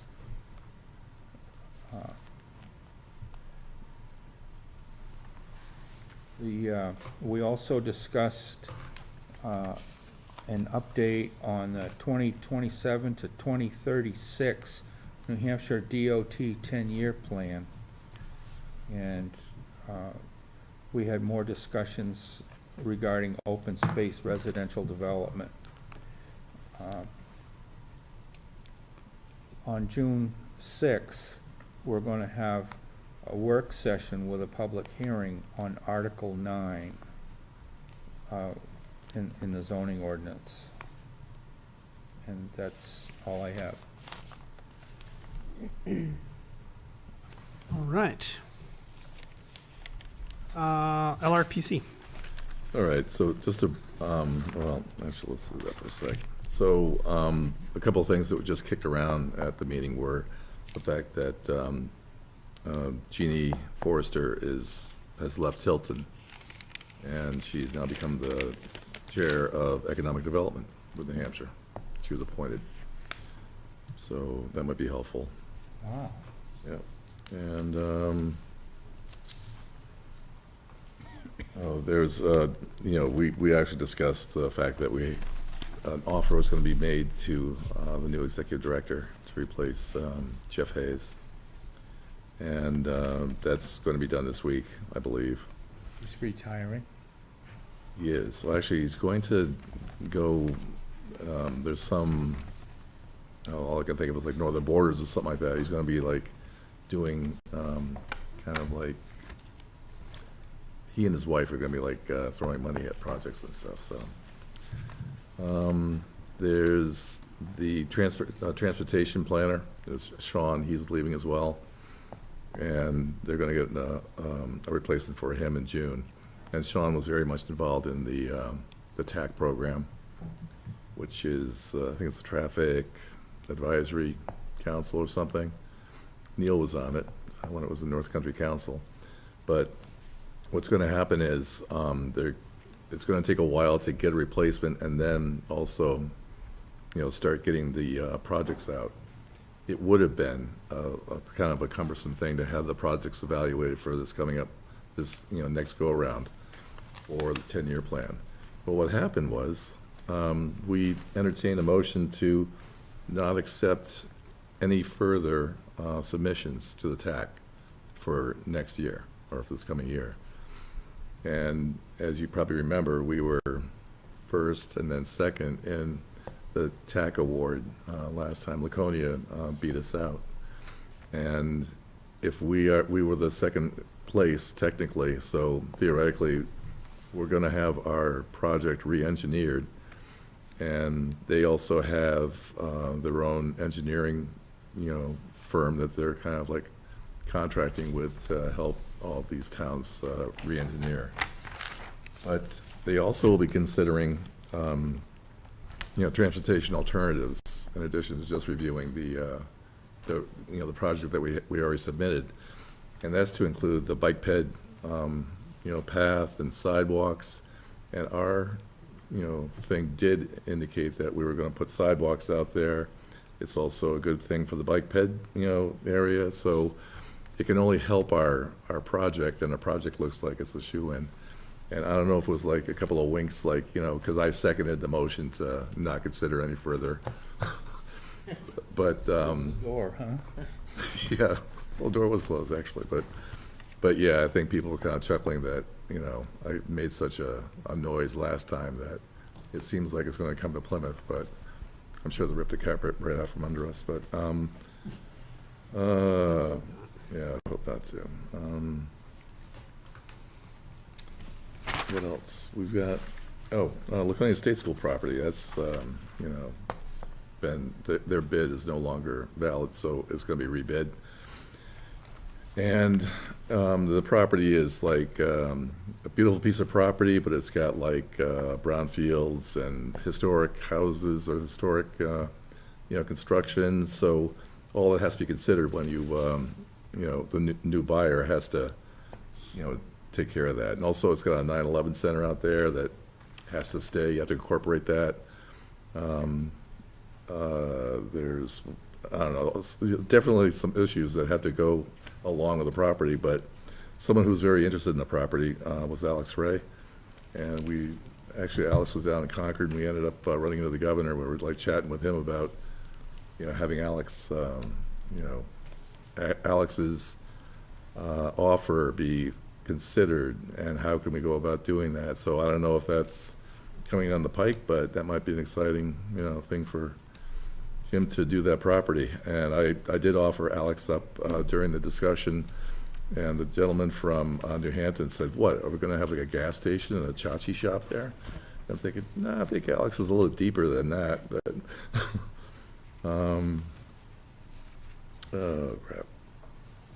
Oh, New Hampton ended up putting out a bid for a new town plan, and it was a $25,000 offering, and nobody bid. So they're gonna like redo the requirements, I guess. And I don't know how much we spent. It was probably like 25 grand too, but it was like 6 years ago or something. And when the last time we met, there was a group from Alton who had a venue that was going to be on top of a hill. It was like a large piece of property, and they were going to like build, both a, industry kind of, go-to place or weddings. So that was like a lot of concern, and they're going to go forward with it, and this actually looks pretty good. So they're going to have like a glass barn for weddings. I'm sure it's really good in a hailstorm. Or And- big and- wind. And a state house that accommodates, I don't know, like 40 people or something like that, 14,000 square foot function room. So that's going to happen. And where is that happening? It's at the top of, well, actually, it's in Alton, yeah. And it borders Guilford. It's on the And- Guilford side of Alton. And Sam and Delia, Architects of Holderness, are part of the team. So it's good for them and good for the neighborhood, but the gentleman that bordered the project didn't like it so much, so, and he was the one that was speaking about it. I guess that's probably it. All right, Parks and Rec. No report.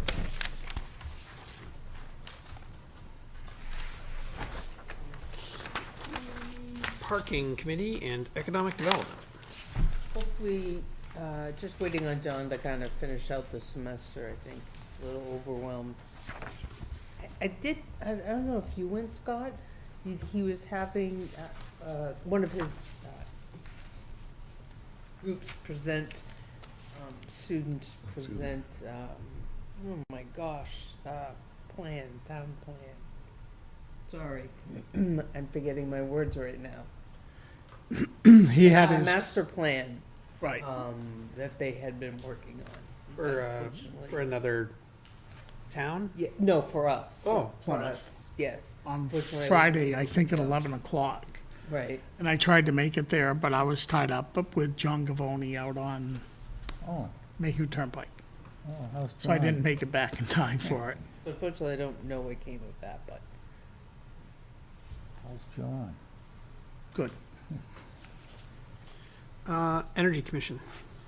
Well, you heard. Heard from Grace. However, so of course I have additional stuff, but see, I never come with stuff, and now it's like I was just 8:10. thinking Everything. that, right, thanks, All the Bill. details. Yeah, Well, there was an RFP that went out for all the, and it was EPA put out a bid for money that they wanted to throw at all these projects. So they had $7 billion for a Solar for All program, and there were 60 applicants. And what they did was award, and they have a list of the awards. And actually, when I went to an event recently, there was a gentleman that was the campaign manager of my opponent when I ran for Senate. But he came up and said, "Hey, keep your eyes open. There's like federal money's coming down the pike for solar programs for depressed areas, which Plymouth is." So I ended up seeing the award. It's New Hampshire Department of Energy is handling an award of $43 million, $510,000.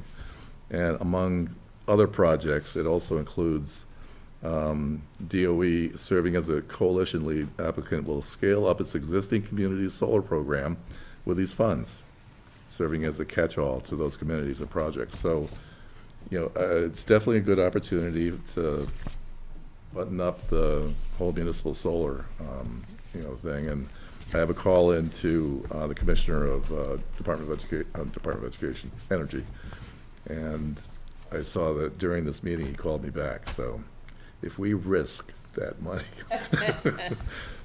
but in any event, that's something to possibly look that's really forward to. interesting. So there. All right, no news from Advisory Budget Committee, PSU negotiations is not now. Chamber of Commerce. let's see, last Thursday, talked about early bird enrollment, which is going well. We're about 54% in right now, which is helpful. They voted on new officers, which basically remain the same. One of their focuses for this year is new member recruiting. Of course, working back, bringing in some former members.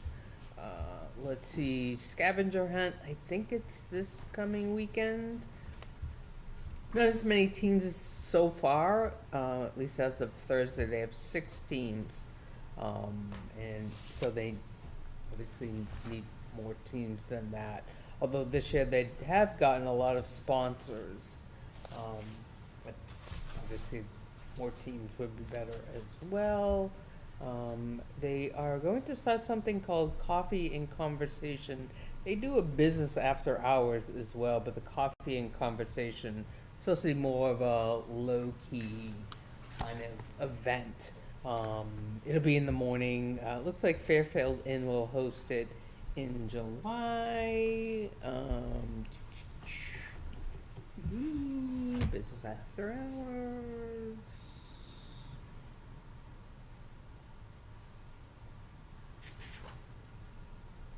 Nope. Pretty much good to go. All right, Perlac. Well, And you got another handout. Ah, geez. yep, so, well, first of all, we have, on Wednesday, we're gonna be, starting up VRAP, volunteer, whatever, river It's gonna assessment. rain Wednesday. Yeah, it's, well, 60% chance, and it's like, sure it's periodic. Okay. So, I think it's gonna be like Wednesday at 9 a.m. We'll be down at the DeCenzo Bridge to start. Just a hint, Neil. But, I know, I'd love to do it, but I'm just flooded. and I think I'm gonna drag my wife along, considering No pun intended. she's a laboratory person. All right, so there's that. And also, Perlac came out with a new corridor management plan, river corridor management plan. And I'm promoting it. Oh, boy. Yeah. And just want to like garner interest in it for the fact that, you know, we generally don't report ourselves too much, but do you want to take one too? Put one in the minutes. And that's going to go out to all the municipalities that we cover and the state and DES.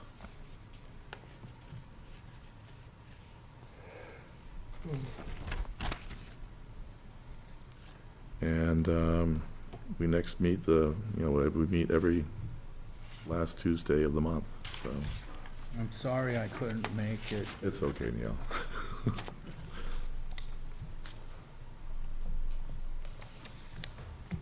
All right. And one more thing. Yep. So I had some pretty good news on this bus business, and